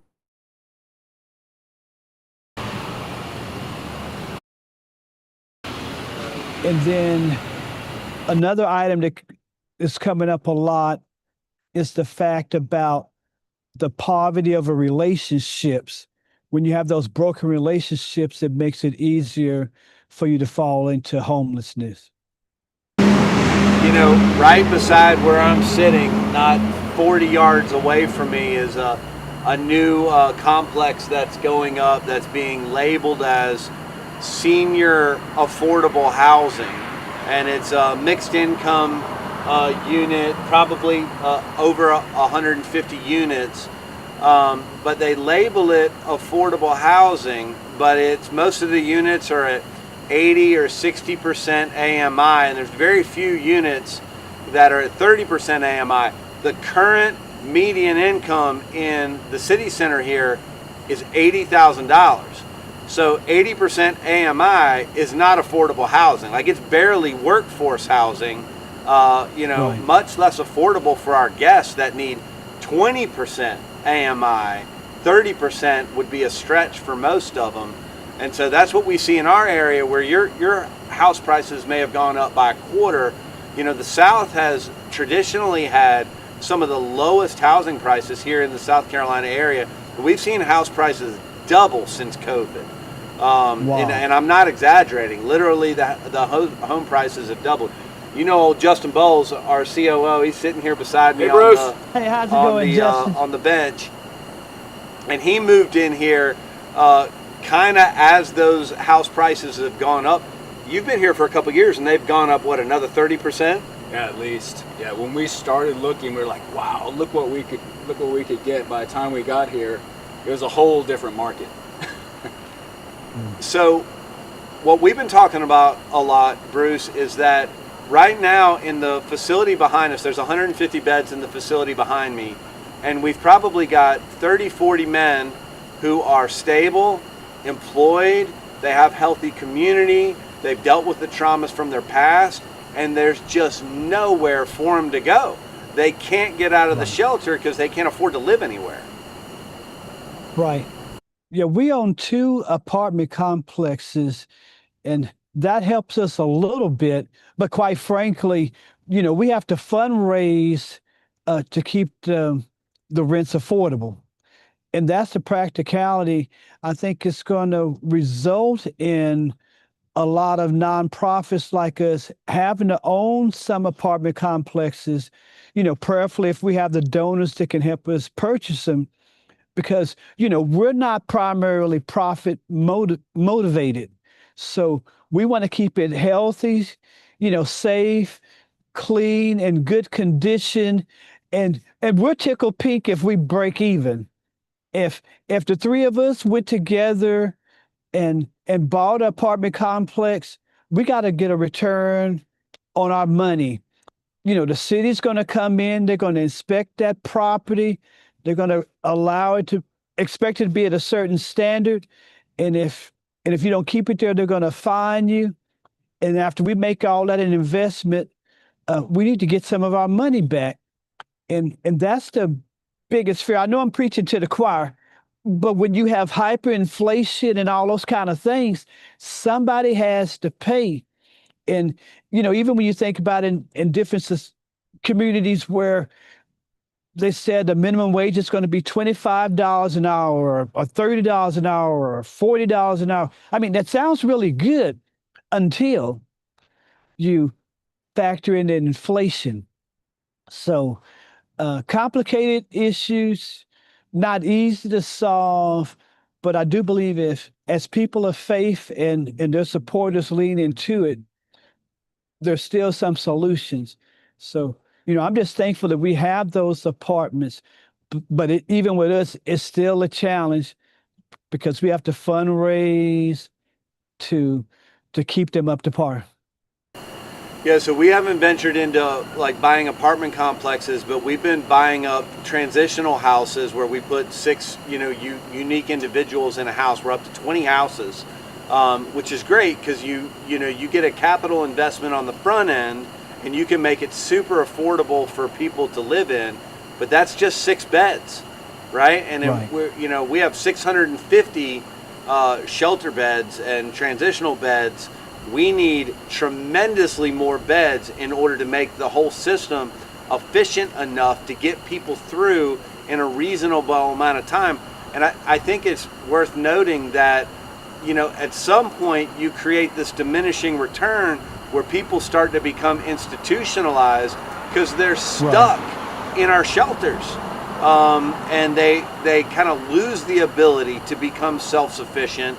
And I'm sure you see it as much as we do, where we have individuals in the shelter that have been in and out of shelters for 20 years and can't get housing. And then when they do, they're often not successful because of that, that long-term institutionalization.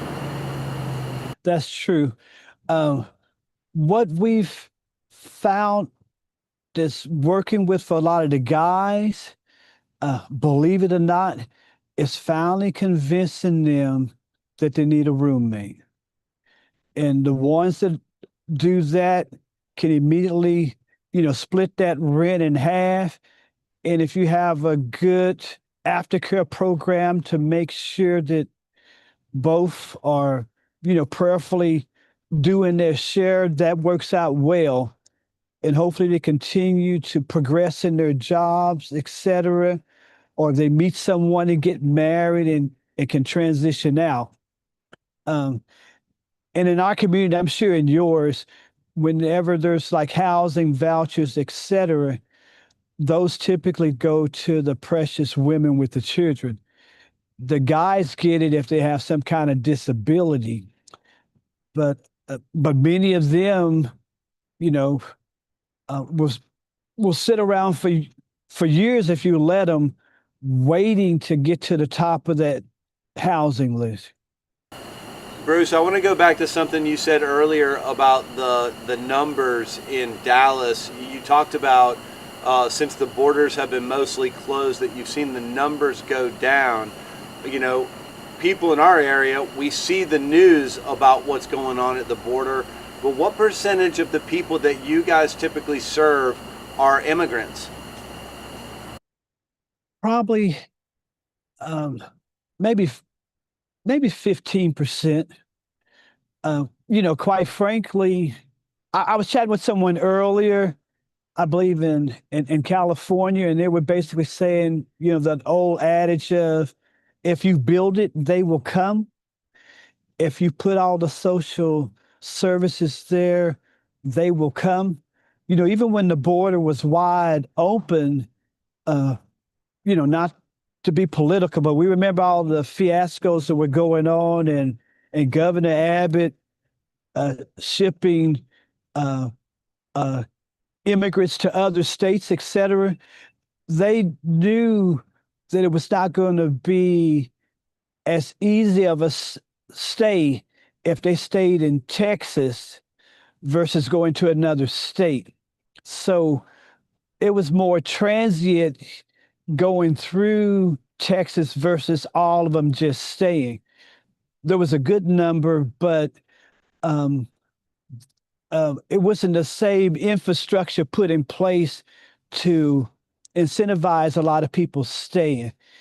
For a little while, Austin, Texas, which is kind of like a little piece of California, tried that out and loosened their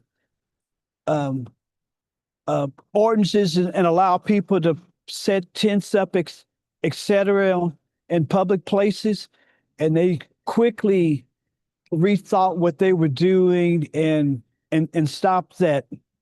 So there's still people, but there wasn't that incentive to stay in Texas. All right, the most important question I got for you before we get off here in a minute. I think 90% of the time that I've seen you at conferences, you're rocking a bow tie. How are you not rocking a bow tie on the bench today? Well, it was like 90 degrees around 2 o'clock on yesterday, and I would have totally died. So that's my reason for not wearing it. I may sport one before we end later today. Yeah, you got to sport one to close in prayer, right? Like you got to dress Absolutely. up for the Lord. For sure. Well, God bless y'all. Appreciate y'all. And I got to make it to Miracle Hills one day. Man, I hope you will come up here and let us give you a tour. And same goes, I'd love to come down to Dallas and see what you guys got going on. All right, well, whenever you're here, give me a heads up and we'll make it happen. All right, Bruce, you have a great rest of your bench. All right, take care. See you, bye.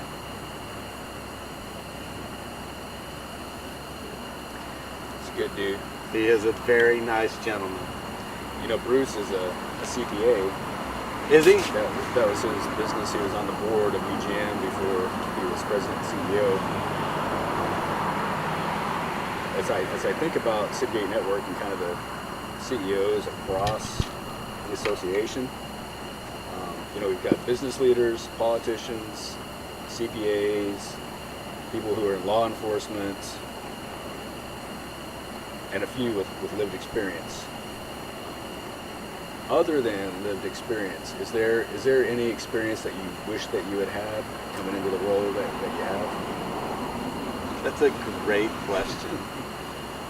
Man, I'm getting some questions this go round that's stumping me. Okay, experience that I wish that I had to help me to do this job.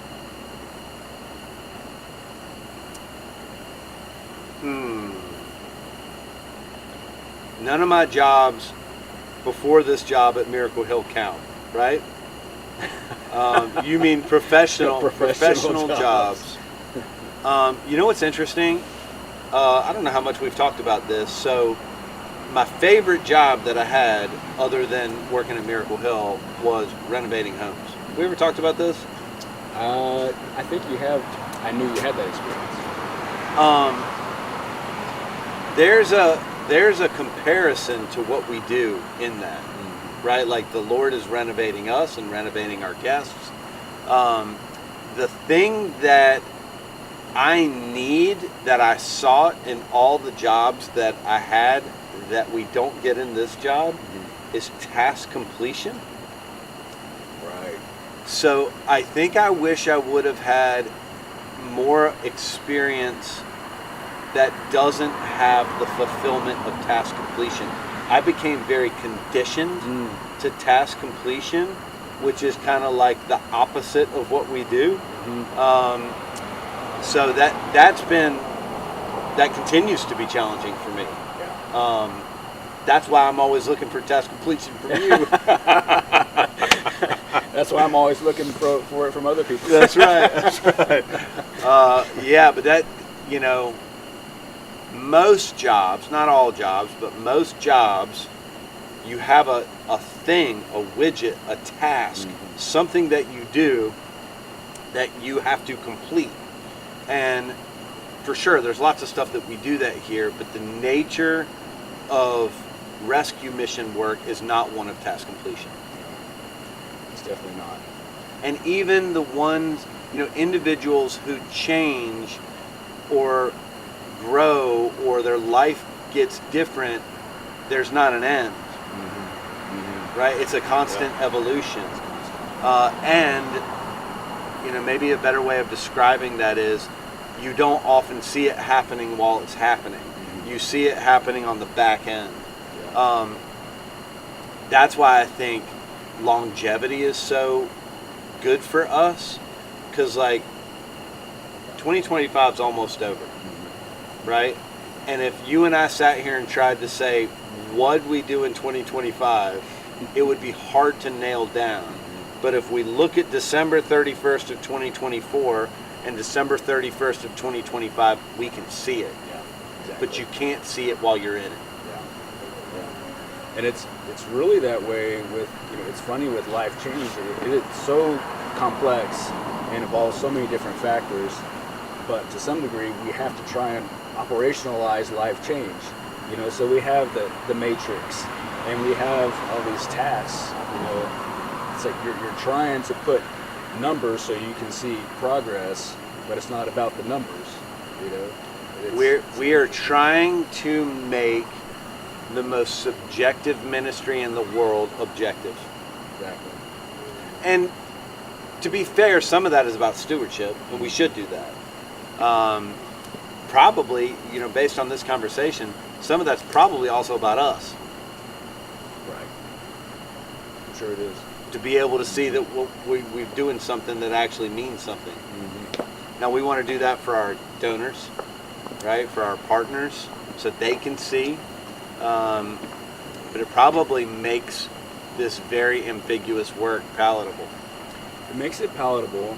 It gives you some benchmarks to ask questions. Say, why is this not happening?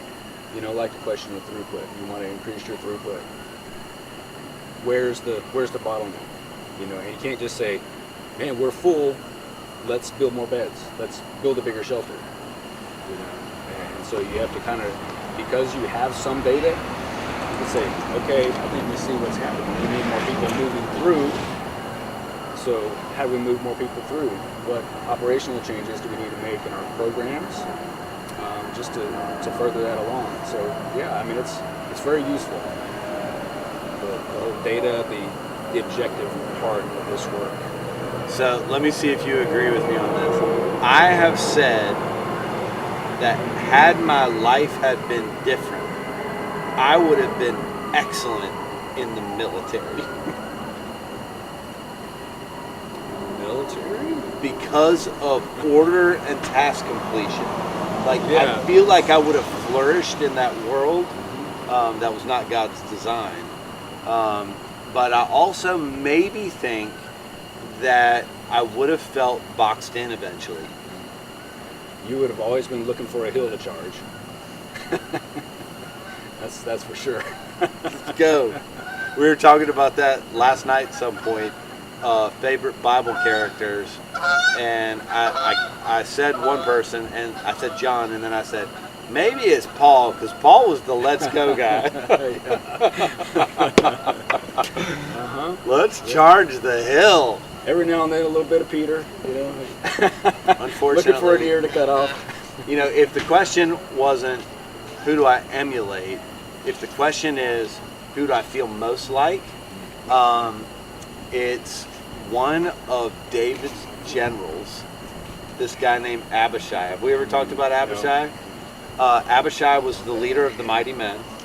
Abishai was the general who was with David when he was sneaking up on Saul, who's like, stick a spear through him. Morning. Morning. How y'all doing? He was the guy who was always like one step ahead of God, where David had enough, wherewithal to wait on the Lord and listen to him. I feel much more like Abishai, right? Like, being too eager at times. Right. Yeah, that's the hard part. That God keeps us in that space where we don't know what's next, and He wants us to not know what's next, just to wait on Him. That's a tough space. Yeah, just because you have the enemy and a spear doesn't mean you drive the spear through the enemy. It seems perfectly logical to do. Perfectly logical. But that was not what the Lord wanted. Yeah. You got someone coming up soon? I don't think so. I think I've got the news here momentarily. Maybe. Maybe not. And then, here's my list. If there's no news, I don't have anybody for 2 hours. Okay. So, 18 years, right, in this, with Miracle Hill, is that right? Something like that, yeah. You've been a part of Miracle Hill longer than you've been a part of anything except for the family you were born into and the family of God. The task completion thing. So I kind of do two different things to renew. I do things that would be very much viewed as introverted, like hunting and running and stuff like that. And during those times, I'm probably thinking about Miracle Hill a whole lot. The other thing that doesn't seem restful at all is, as you know, I do a lot of home projects, and I do that on purpose because I don't think about anything other than the project I'm doing. Okay. Yeah. And I shut off all the other leaky buckets in my life and just zone out on whatever it is I'm doing. That's good. Yeah, that's definitely a struggle. There's almost always something that reminds me of something I need to do, or but I try to make a note real quick, get it off my mind so that it's going to be there. Even running, which I'm not in a good habit of running right now, but I found that when I listen to music, I can turn music into white noise and be completely in my head. So I started doing audiobooks because they distracted me enough, if it was a good book, or podcast, to where I was thinking about whatever it is the person was talking about rather than focused on Miracle Hill. What podcasts or audiobooks are you listening to? Nothing right now. I was listening to Lionel Richie on Joe Rogan most recently. That's an interesting which was very interesting. I mean, that guy's been around for a long... Remember, he was in the Commodores. He's been walking on the ceiling a long time. Yeah, he has. He's been around for a long time. It's an interesting conversation. Nothing of note right now. How about you? You know, I just finished an audiobook called Counterfeit Peace. You know, there you go. Did you finish the audiobook? I did. So I read the print copy, and then I listened to the audiobook, and it was I loved the audiobook. Don't you hear from me enough? Yes, but to hear my boss's and my friend's story told to me in his voice was pretty cool. I heard it completely different. As did I. I listened to. This is going to sound like self-absorbed, and it's not. I listened to my own audiobook, and it was a weird, unique experience. I hate to hear myself say anything that's recorded, but I can't imagine listening to you, listen to yourself tell your own story, and trying not to get choked up because you can't. You're being recorded for all to hear. That's got to be tough. So it's weird. The recording wasn't emotional at all. Because it was a task. But the listening to it was very emotional because it wasn't a task. It was the first, and I've told you this, but for the viewers, it was the first time I engaged with that book that it wasn't a task. I wrote the book, it was a task. I edited the book, so I read it another 10 times, it was a task. I recorded the book, it was a task. But then I listened to it as a listener. I don't like hearing myself either. Very strange. Yeah, it's always like, they did something to my voice. You know, that's not how I sound. I think I sound much more country than I think I sound. And I still think I sound like I'm from the 90s. Like I grew up in, as a teenager in the 90s when I hear myself. Yeah. I expect to hear like, brah, come out of my mouth, but I don't say that. Yeah. What other mission CEOs do we have coming up at any time? Let's see.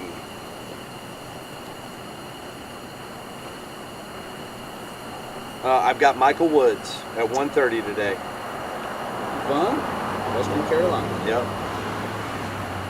Love me some Michael Woods. That's it. We are supposed to have a handful of Citygate National feeds, but those have not worked well so far.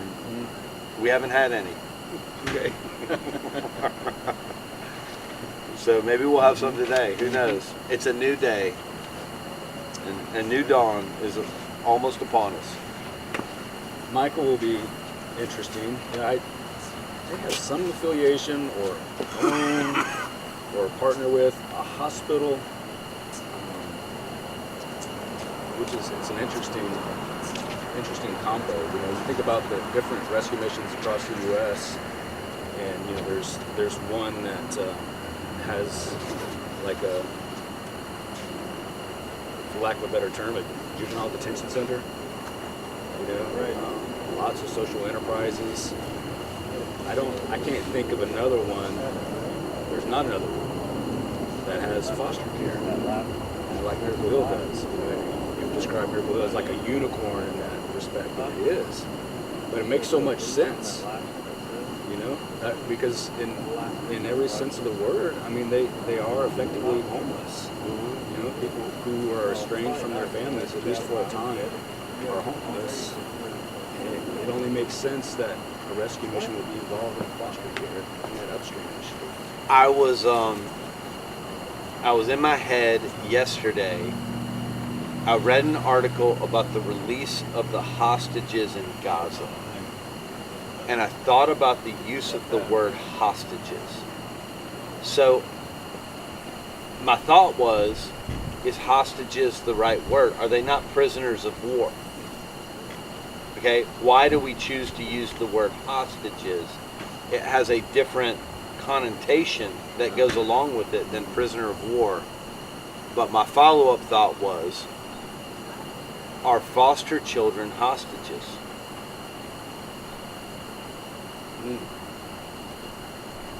It's a heavy thought. That is a heavy thought. Because they're not choosing that. Now, their own people may be responsible for them being in bondage, using that term on purpose, Sure. but taken away from the only thing that they've ever known. But it's not without trauma, same as a hostage.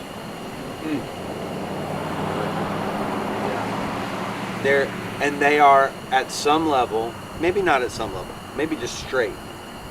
They are taken against their own will. Now, maybe what's best for them, but they're not choosing it. Yeah, no, they're not.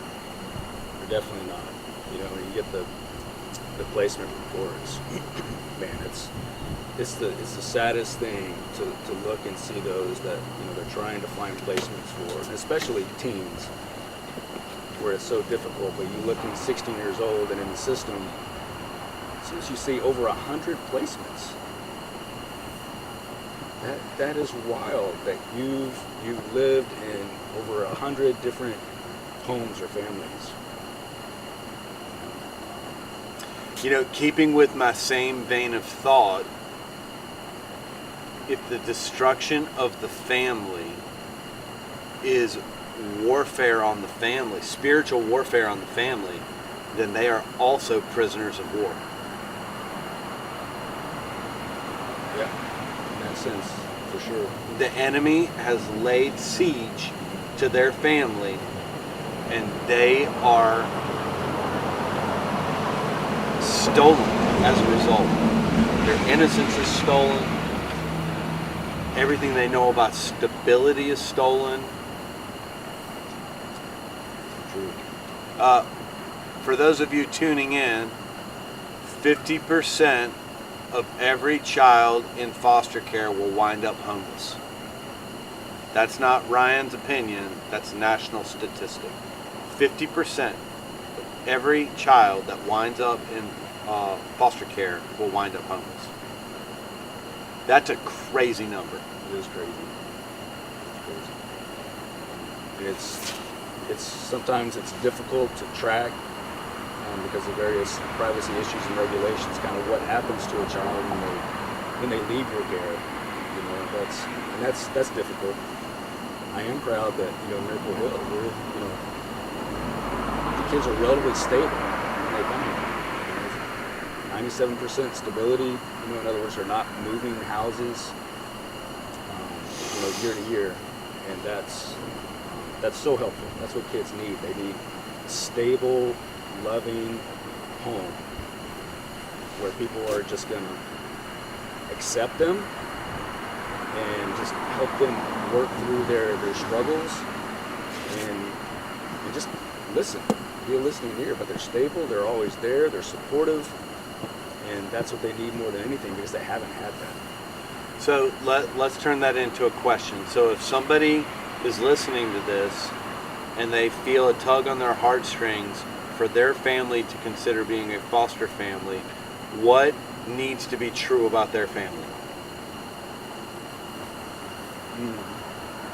Well, they need to be in a place of stability, you know, because you don't want to invite a child that's been through so much trauma and instability into a situation that's unstable. So in other words, maybe if you've had just a recent major change in your family, maybe that's not the best time to invite a foster kid into your family.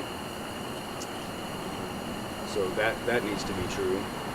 They need to be, if it's a married couple, they need to be solid in their marriage. They need to be connected to community and supports. Like our families at Miracle Hill, they're going to be plugged into their churches. They're going to be plugged into our support system. They're definitely going to have excellent care from our team. So I think that's stability. That's the main thing that pops up, other than with our philosophy, having a relationship with Jesus. Yeah, and I would add that they have to have a good understanding of what foster care is and what foster care isn't. Foster care is not about adopting children. It can result in that, but that's not the purpose. The purpose is to be stability for children who need stability, with the hope that the Lord redeems their family. It is a completely different mindset that you have to be ready for, because the Department of Social Services could, pull them away into a different situation at any time without notice. It's also not rainbows and unicorns. It's hard work. Yeah, definitely hard work. You ever parented a kid at all? Now parent one that's not yours. Mm-hmm. Yeah. That's for sure. Brother, I appreciate you. You going to the gym? I'm gonna go lift some weights. Get it. All right. Get it. Appreciate you. See you after a while. Need anything? No, I'm good. All right. Good. See ya.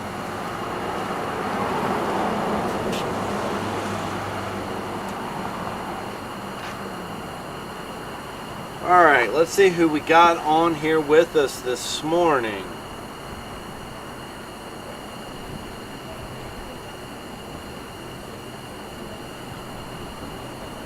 Woo! Woo! Excuse me.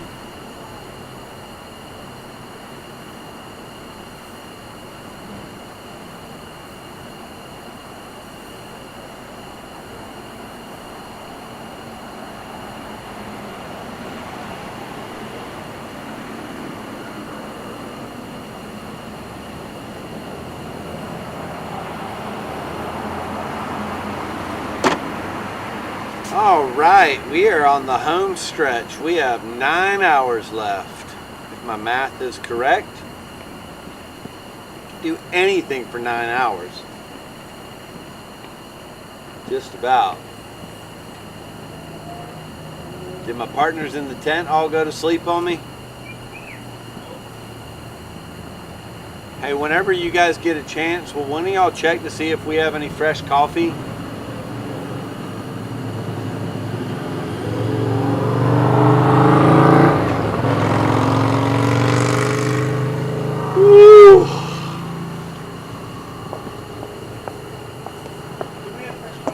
We do. Can I get you guys a cup? I would love a cup.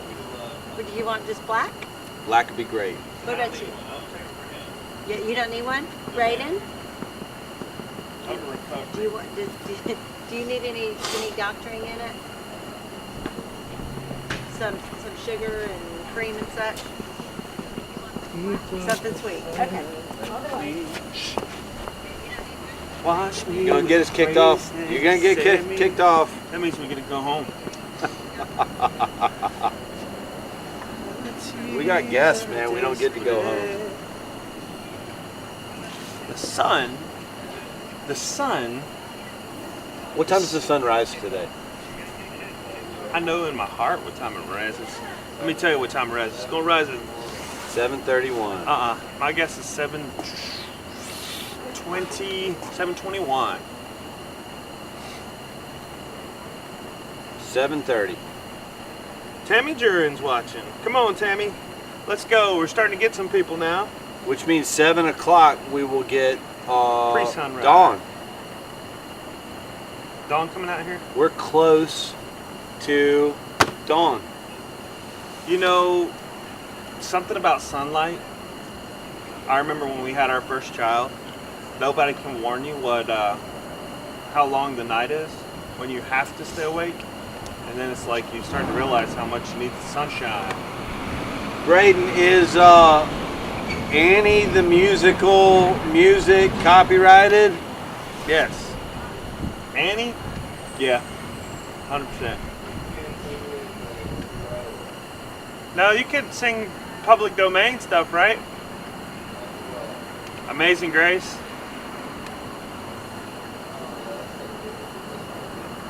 How is that iffy? It's been around for 200 years. Who has the rights to that?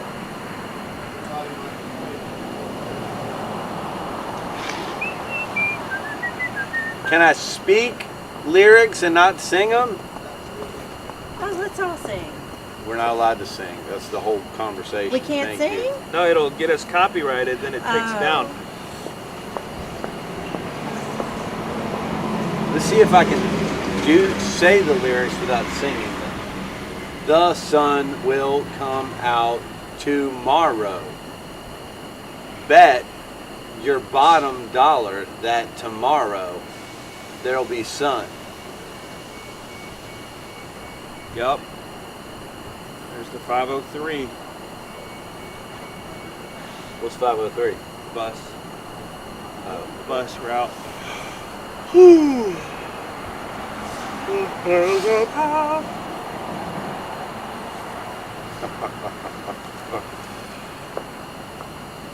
Who we got on here with us today?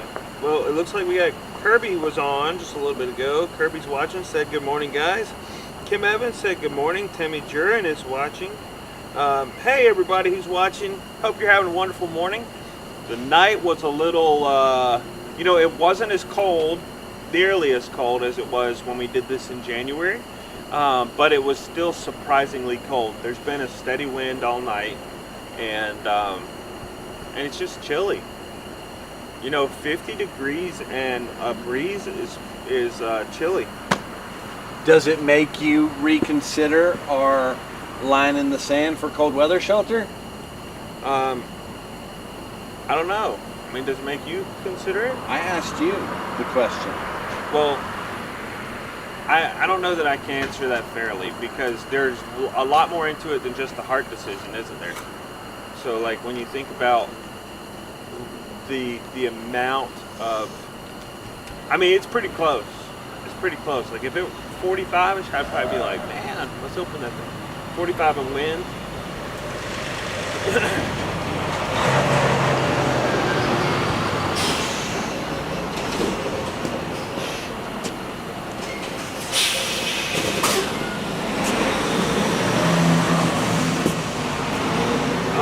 Katie said hilarious. The sun will come out. You can say just little snippets of stuff. Braden, he's violating my live feed. Meg Wood. Good morning, Ryan. Much What love up, and Meg? support from Raleigh.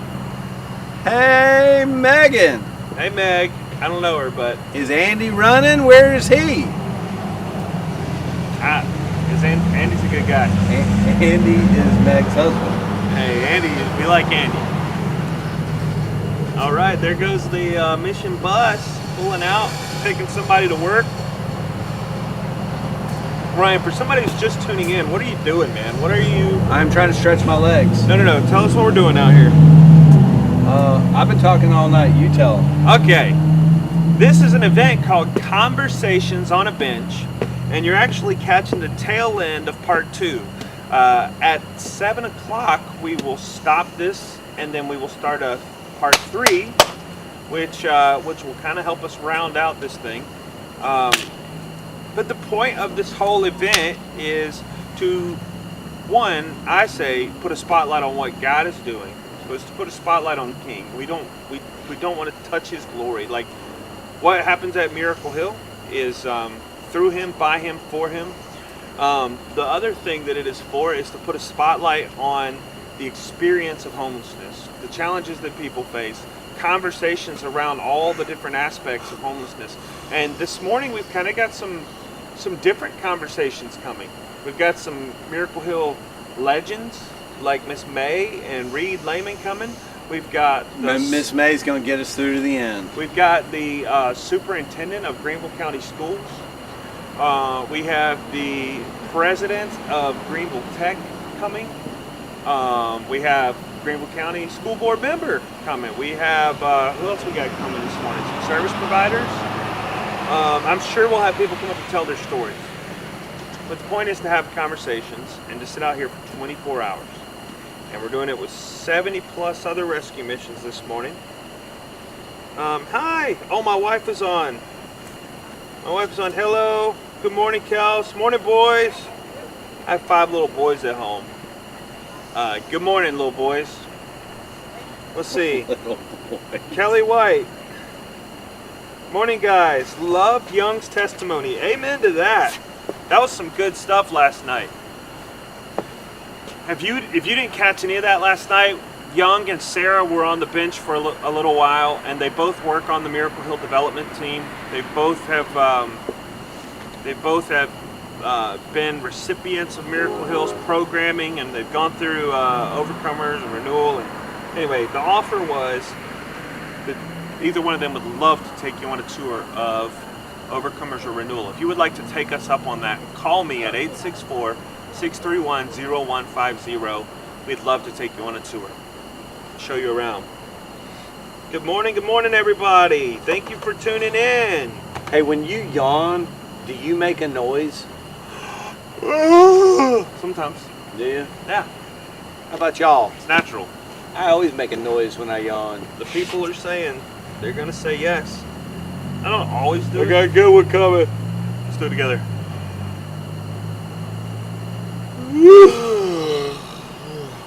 Good one. I had a second wind on that one. Got me twice. I got riled up when Adam was here, and I lost my steam again. That's okay. Oh, who's liking it? Hey, I like that somebody's liking it. Hit that like button. Like a YouTuber. Smash that like button and subscribe. Hey, so if somebody wants to get in on the tail end action, yes, what could they do? You mean like right now? Right now. Well, they could show up here. Is that what you're meaning? Yeah. Yeah, you have time before 7 o'clock. You can get in on the tail end of part 2 of Conversations on a Bench. So at 7 o'clock, we're going to start the part 3. So we've got about 35 minutes on this last part of the stream. We'd love for you to come up here and have a conversation. I know it's kind of a weird part of the morning. While we're sitting here talking, we would love for you to bring new underwear and new socks for men, women, and children. You can bring it to the Greenville Rescue Mission, Spartanburg Rescue Mission, Cherokee County Rescue Mission in Gaffney, or Shepherd's Gate in Greenville, or you can bring it to the Woodruff Road Thrift Store. We have a thrift store on Woodruff Road right across the street from Rocky Creek Baptist Church. Got Pastor Travis coming up here at some point. Pastor Trav is coming. That's going to be exciting. If your pastor wants to come out here and talk, we'd love to talk with your pastor. We want to give faith leaders in the community an opportunity to come and talk about anything they want to talk about, really. Arm wrestling, for instance? If they want to talk about arm wrestling, that's fine. Somebody's excited about that? Yes. Talk about that. I got this hat yesterday from a gas station, and it has served me well. It has served you well. It looks natural on you. Feels a little big, a little bigger than I normally like, but it has kept my head warm. Hey guys, let me ask this question. We can't sing any praise and worship songs on here right now because we'll get copyrighted and it'll take the live stream down. But I am curious, what are some of your favorite praise and worship songs right now? Because I've got a good one that I'm stuck on. So comment what some of your favorite praise and worship songs are while I tell you mine. One of my favorite ones right now is At the Altar. At the Altar, Elevation Rhythm. If you haven't heard it, go listen to it. What would we have to do to get permission? Like, if I wanted to play Forrest Frank right now to get us jammed up for part 3. Can't. I can't. No, by the time you got done trying to get permission, it'd be too late. I feel like I'm willing to take that risk. Don't do it. Don't do it. Let's see. Anybody say anything? Oh, there's Andy Wood, liking from Raleigh, North Carolina. Come on, somebody. Tell us what your favorite worship song is right now. There's a lady named Lauren White Dirk. Yeah! What's your favorite worship song? Anybody on YouTube say anything yet, Braden? Good morning, dear wife. Good morning, children. Lauren, my dear wife, you were supposed to send me an update picture of the renovation. I've been waiting since 8 o'clock last night. It must be stuck. She knows you're busy. I will look at it right now. Oh. Lauren says don't do it.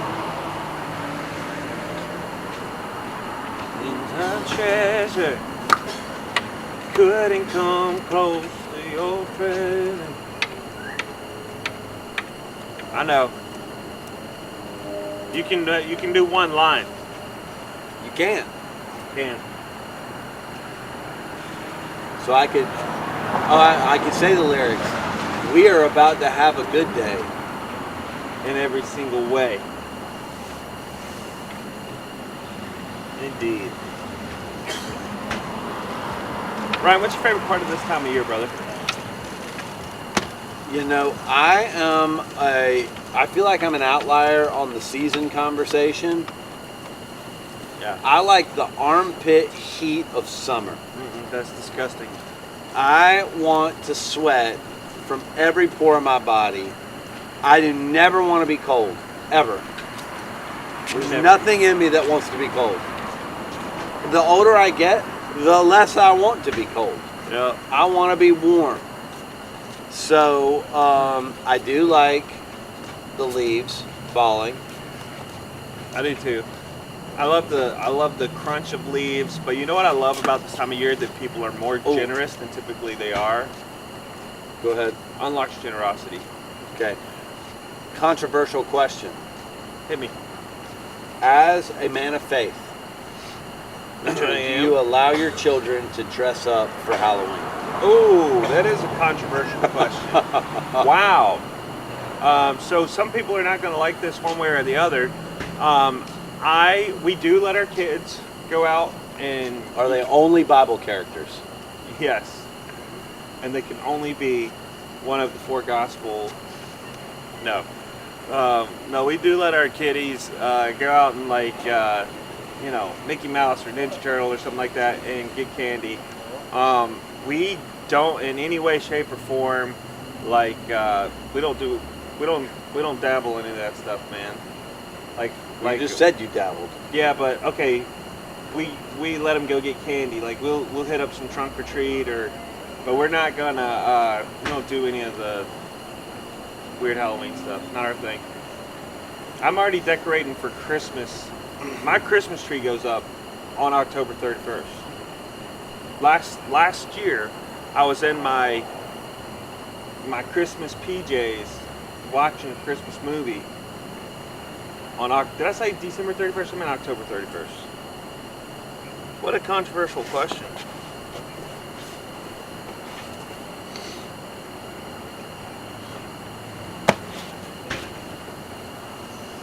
Oh.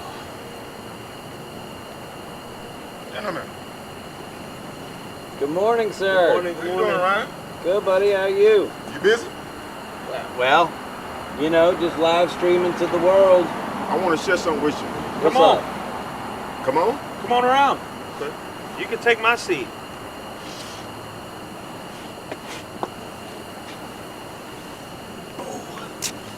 The sun is shining down on me. The birds are singing praise. We are about to have a good day.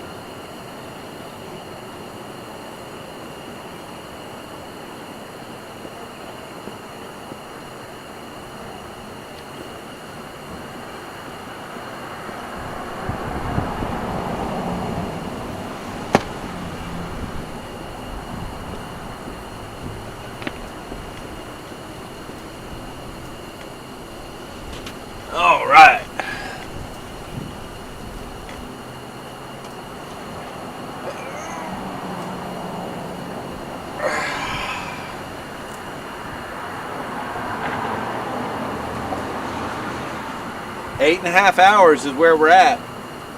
8.5 hours.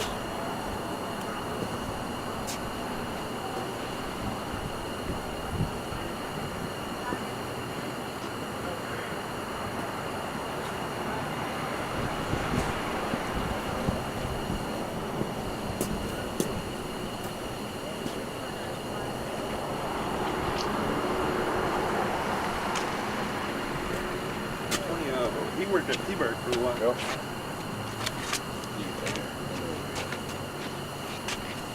Thank you for that, love, for following protocol. Make sure I get you a t-shirt. Mr. Brown. How you doing, young man? Come on in. It's a blessing and an honor to see you again and come speak with you. Come on. You get a microphone. It's dangerous. It's okay, brother. I'm not scared. I'm ready. Tell the people who you are. I'm Antonio Brown, and I'm from Chickens County. For the last some odd weeks, I've been walking around here on the west, pretty much between the Doodle Trail and Unity Park and some places downtown in a 3-mile radius. And I noticed a couple years back at Chickens County, I had a friend girl that was staying in the Cleveland, Marietta / TR, no farther than the Table Rock area, and she passed of hypothermia. And I've been seeing people sleep on the sidewalks and they don't have no Ozark or no book bags or nothing to keep warm. So I was coming to you and thinking of a way that we can somehow form We a had a guy fundraiser. sleeping on it. Exactly. Right here.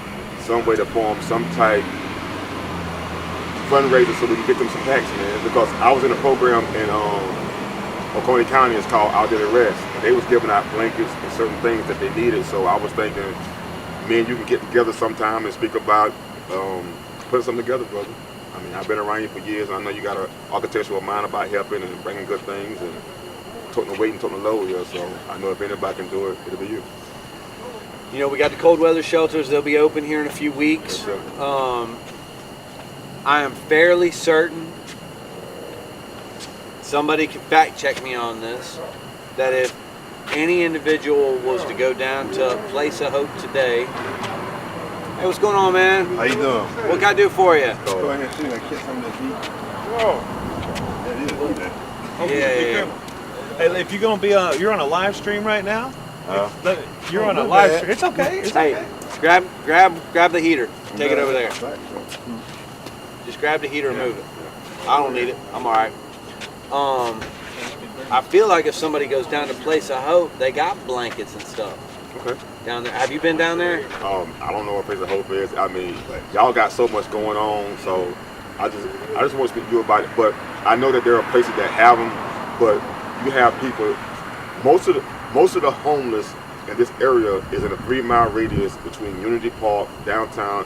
If you go 3 miles that way, 3 miles that way, 3 miles that way, 3 miles that way, 90% of the homeless is in this area, and it's in walking distance between Miracle Hill and walking distance between the shelters, because they love and like to stay where the food is at, where the shelter is at, where they can get free things at. So a lot of them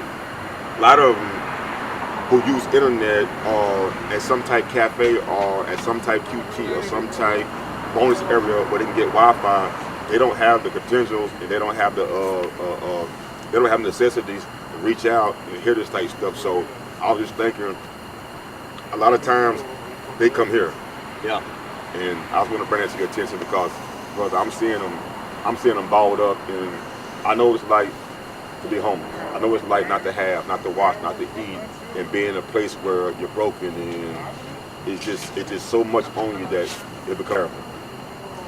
Yeah, there's a gentleman sleeping on the sidewalk, Yes, I seen. 30 yards from here. Exactly. And you know, we were noting, like, when you're on the concrete, it hurts. Even if you got a pad or something, it hurts. It just sucks the heat out of you. I'm tough, and I'm just letting you know that I didn't have to sleep or rest in those type areas. It's just that I chose to, but I know it's hard. I slept in abandoned houses and abandoned buildings, so I would know. But to sleep on the concrete, it hurts. I'm seeing them balled up. But the moral to the story is that a young lady, immature, a young lady in between the TR and the Pickens area. They found her body. It was either this year or last year, and they're saying she died of hypothermia. And you got a lot of them. I've heard of them passing around 221, the Gaffney area, the backside of Boyd Springs, Highway 911 area. And when you don't have, and you're old, and you don't have your own medicine, it's becoming an epidemic. But Yeah, and then if you make the mistake of trying to drink to heat up, it actually thins out your blood and makes you more cold. You may not perceive it that way, but it's more dangerous. You freeze easier. I'll rest with these before. They cost. I mean, Yep. they'll keep you warm for the night, but the next day you gotta go buy another one. And $25 a night. Yeah. Keep that can full up. so, yeah, I'm not gonna hold your time up, Ryan. You're a busy man. I just want the family out there to know that I met you some years ago, and I met you when you had a lot of weight on you, man. I remember you had a lot of weight on you, but you and Tim and the crew, you kept a mindful understanding of what people needed and how you wanted to base their life and how you want to help them give out positive steps and receive positive steps and move in positive steps. And I want to thank you for that, man. Man, my pleasure. Stay out of trouble, brother. My pleasure. Thank you. Thanks man. for coming. Thank you, man.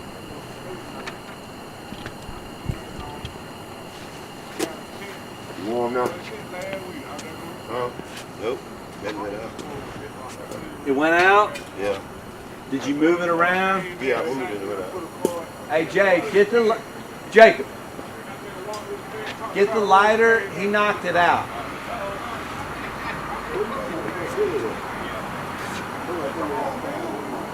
What's that?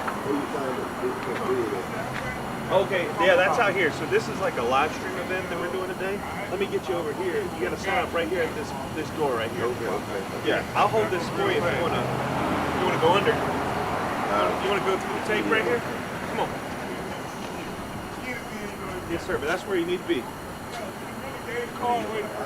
Well, they open it at 7, and it's 6:55. Can you go under there? Yes, sir.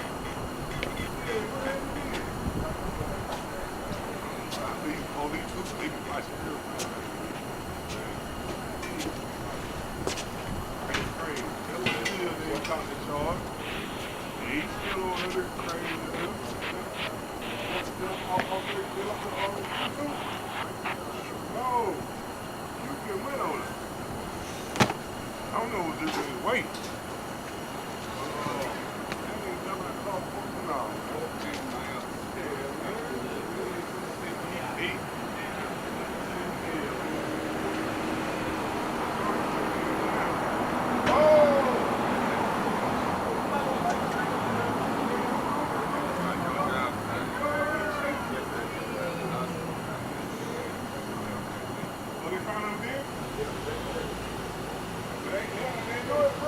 Well, I hope everybody's having an enjoyable morning in your homes or on your way to work or at the gym.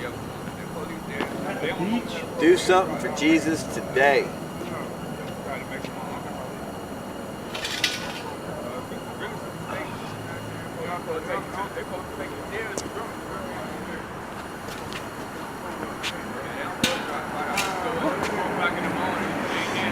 You lost control for a second there, buddy boy. You did.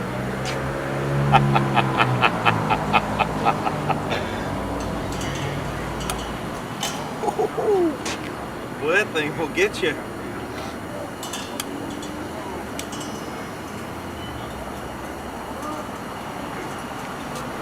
Filament in there.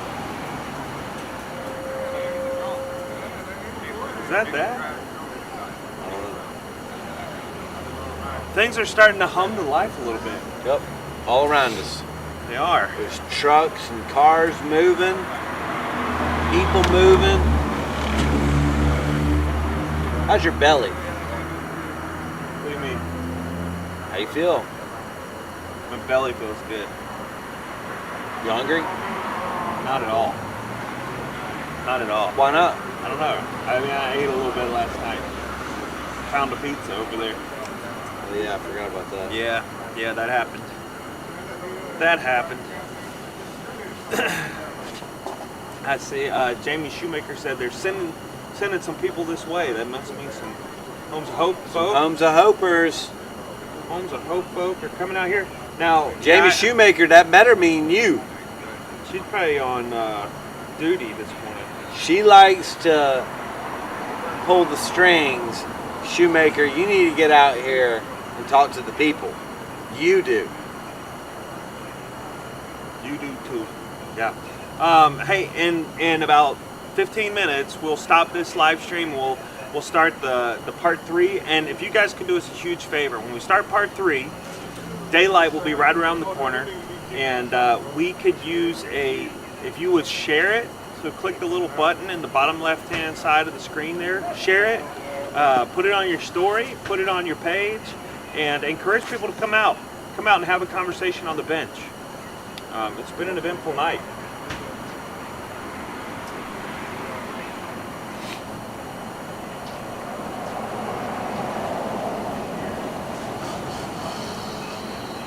Woo, excuse me. Pardon me.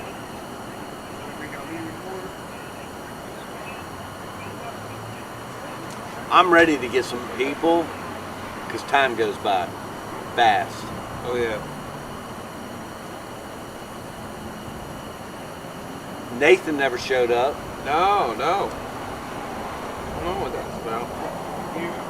I'm out for a jog, Jamie says. I hear you. I'll head that way after. Good for you, Jamie, for jogging. I just learned how to jog recently. Never knew I could do that. I see some lightning in that sky over yonder ways. No. Yeah, you do. You see some lightning. I heard lightning. Whoa, I did say that. Lightning of the sky, perhaps, is what I should have said. Yes. All right, man. We're on the tail end of this. We're on the tail end of this part 2. What do you want to say to the people? What do you want to say to the people as we get ready to crank up part 3? Part 3. I want to say to the people, thanks for being with us. I want to say to the people, our box is woefully empty of socks and underwear. Yeah. Like, that is such a simple, tangible way to be a part of this thing. Socks and underwear. I believe they're going to come. They'll come this morning. Today's the day. Yeah. Like, this is the main day of this thing. We're out here, 6 a.m. to 3 p.m. This is the main day of this thing. Y'all come on out here in just a little bit. We're going to get started. Part 3. Hey, while we're sitting here, if you haven't been to the Woodruff Road thrift store, there is a thrift store. I think it's 1880. Might be wrong about that. It's close. 1880 Woodruff Road. Miracle. What's that? 1818. Like I said, 1818 Woodruff Road. The Miracle Hill thrift store there. Go check it out. It's our newest store. We do have one on Wade Hampton that recently moved. That's technically newer, but it's our newest new store. Go check it out. We need your love. We need you guys to shop at Miracle Hill. Donate at Miracle Hill. We appreciate you. Thank you. You just reminded me of a line from a movie. What's that line? I'm going to say the line. Don't put me on the spot. You won't know it. Okay, good. Not the new zoo, but the old zoo. That is a deep cut I just shared right there. Don't go to the new zoo. It's the old zoo. That's zookeeper Kevin James. Nope. 20 years before that. Who knows that deep cut?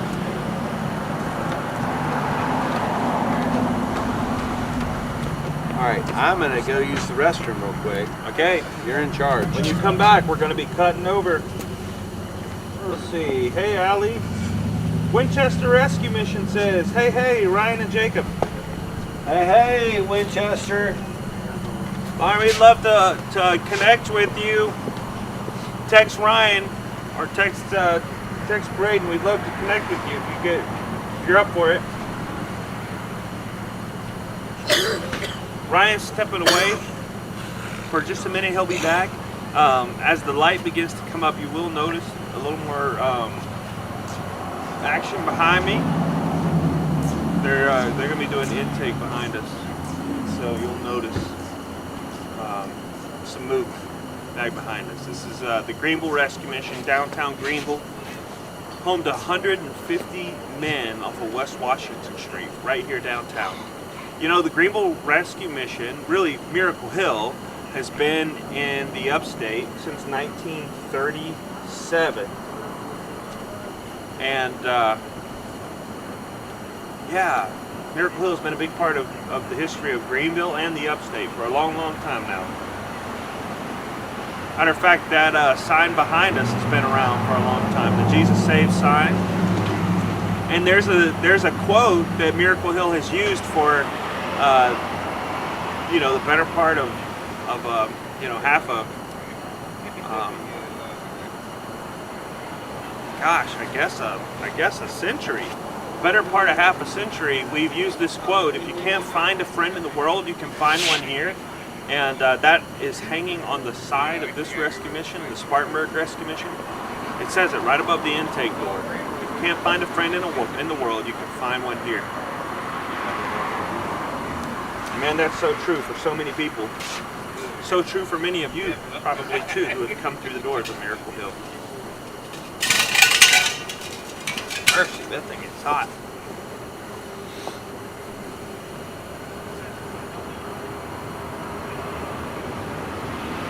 Jamie Shoemaker says, visit the new Wade Hampton thrift store. That is giant. I love the Woodruffville location. If you're in the Woodruffville area, you can easily get to Woodruff Road, Malden, and Simpsonville within a 5-minute drive, says Jamie.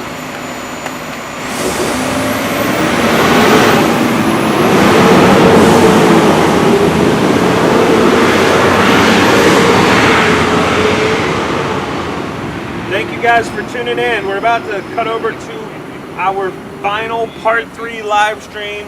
We've got a lot of folks coming up that we've scheduled, and we're going to have hopefully a lot of you coming in and filling in some of the gaps. So as it turns daylight here, the traction on the bench should be trending up.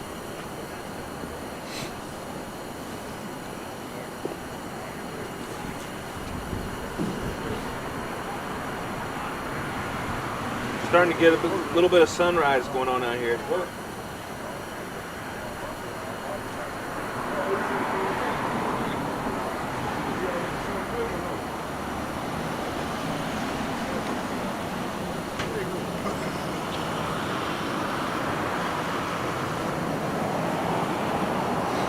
If you are just tuning in, we've been talking about a few different things, kind of doing some little plugs. One is that we could use donations this fall, this holiday season. Nationwide trends are that Rescue Mission donations are down right now, so you can go to miraclehill.org/give. We'd love for you to become a sustaining donor, a monthly donor. That helps us out when you schedule that. If you'd like more information before you sign up to do that, you can call me. My name's Jacob at 864-631-0150. We'd love to sign you up. Also, if you'd like a tour of one of our rescue missions, Miracle Hill operates this Greenville Rescue Mission behind me.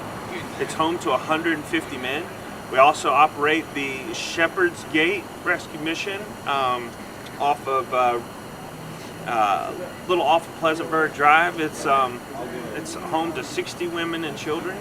We operate the Spartanburg Rescue Mission that houses over 90 men, women, and children, and the Cherokee County Rescue Mission that houses over 40 men, women, and children.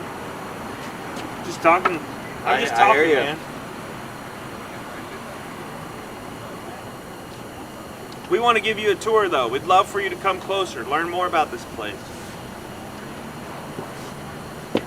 Y'all, it's been a long night.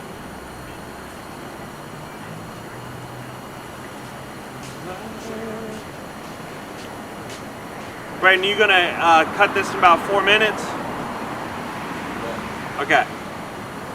In T-minus 3 minutes, we're gonna cut this live stream and then start part 3, which will be the final. We got till 7, bro. What time is it? 6:52. Quit getting ahead. You gotta cut it 5 minutes early. Everybody No, you knows don't. that. No, you don't. Everybody knows that. All right, 7 o'clock. Like I said, T-minus 8 minutes. All right, now that we got a little bit of an audience here, let's go back to. Oh, look here. Can I read this? We got a comment. It says, I'm so thankful for my time at Shepherd's Gate and Renewal. God used them to help change my life. Amen to that. And I bet it wasn't just your life. I bet it was the life of people around you. Thank you for sharing that. Jacob, how do you keep a bull from charging? How? Take away its credit card. Wow, that was good. Hey, if you've been, if your life has been changed by Miracle Hill, man, we'd love to hear about that in the chat. Throw it in the chat and let us know if your life was touched by Miracle Hill in some way. What do you call a snake wearing a hard hat? Man, I'm normally pretty good at these. A boa constrictor. That's pretty good.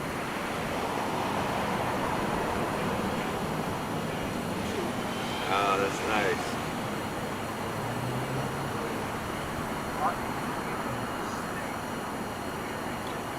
What did the buffalo say to his son when he dropped him off at school? I'll see you later. Bye, son. Bye. Man, it's still taking me too long to process. Bye, son. Okay, last one. This one's good. Why can't you hear a pterodactyl going to the bathroom? I don't know. Why?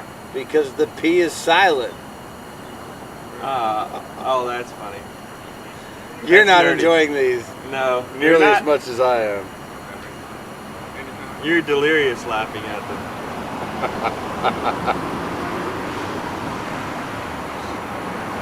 Okay, 5 minutes. We're gonna cut this live stream. We go to part 3, and we've got an action-packed part 3 here in a little while. We've got some interesting conversations about it, but we want you to fill the gap. Will y'all come up here and sit with Ryan, have a conversation? Come on. You know, the idea is to put a spotlight on the challenges that people face who are experiencing homelessness, but the conversations can be more than that. We've been talking about everything up here. We've been talking about Jesus and Ryan's journey to where he got, and man, you've got some hard questions. Do what? You've gotten some hard questions out here.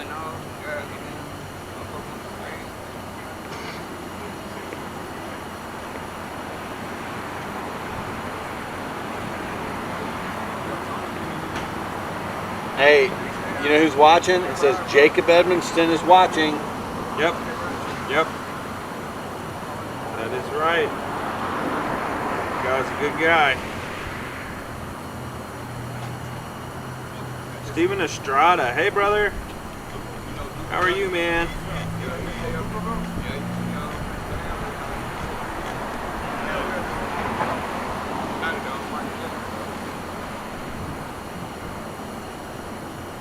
Hey, Steven, when we change over here to the, we're going to do a part 3 here in just a minute. If everybody will jump over to that and then like and share it, that way when people get going this morning, they will be able to engage with us on here. That'd be wonderful.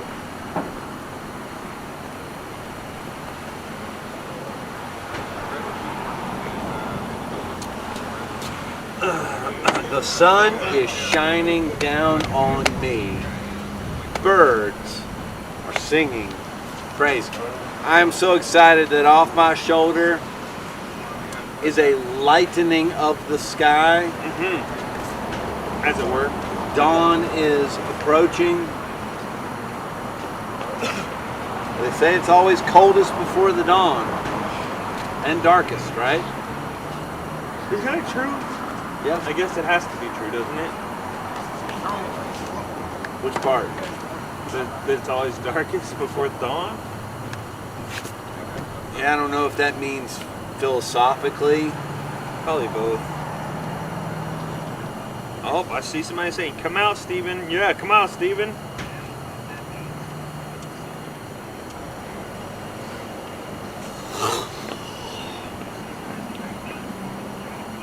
I don't know if this is a sign of age, but I find myself when I'm yawning, I sometimes feel a little bit like that. You ever do that? Like a little horse? Yeah. A little horse neigh? Yes, in with your yawn? And then I'll catch myself and then I'll stop because I'm like, I don't want my wife to think she's married to, a horse. Old man or horse. All right, 6:58. We're about to pull the plug on this live stream. Hey guys, thank you so much for watching. And this one's the hardest one, the part 2, because it spans the darkest night. And there's not as many people watching. So when we move into this part 3, if you will, please do us a favor. Open it up, like it, comment, share it. Put it on your computer at work. Yeah, live stream with us throughout the day. We are way more interesting than your, what's the office space report, the TP? You don't know what I'm talking about.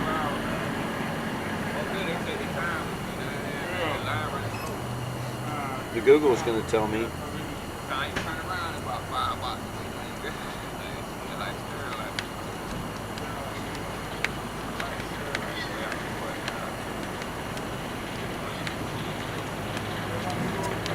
Yep, we are way more interesting than your TPS reports.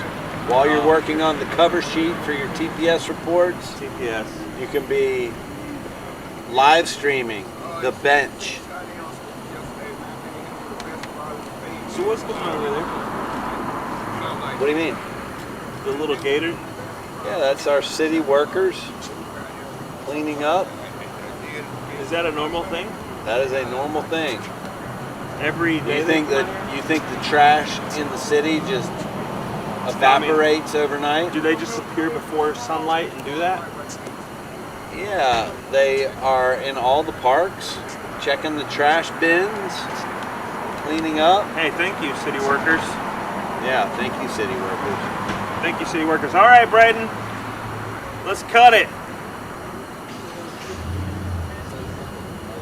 All right, we're good. We'll be right back. We'll be right back. Stay tuned for scenes from our next episode.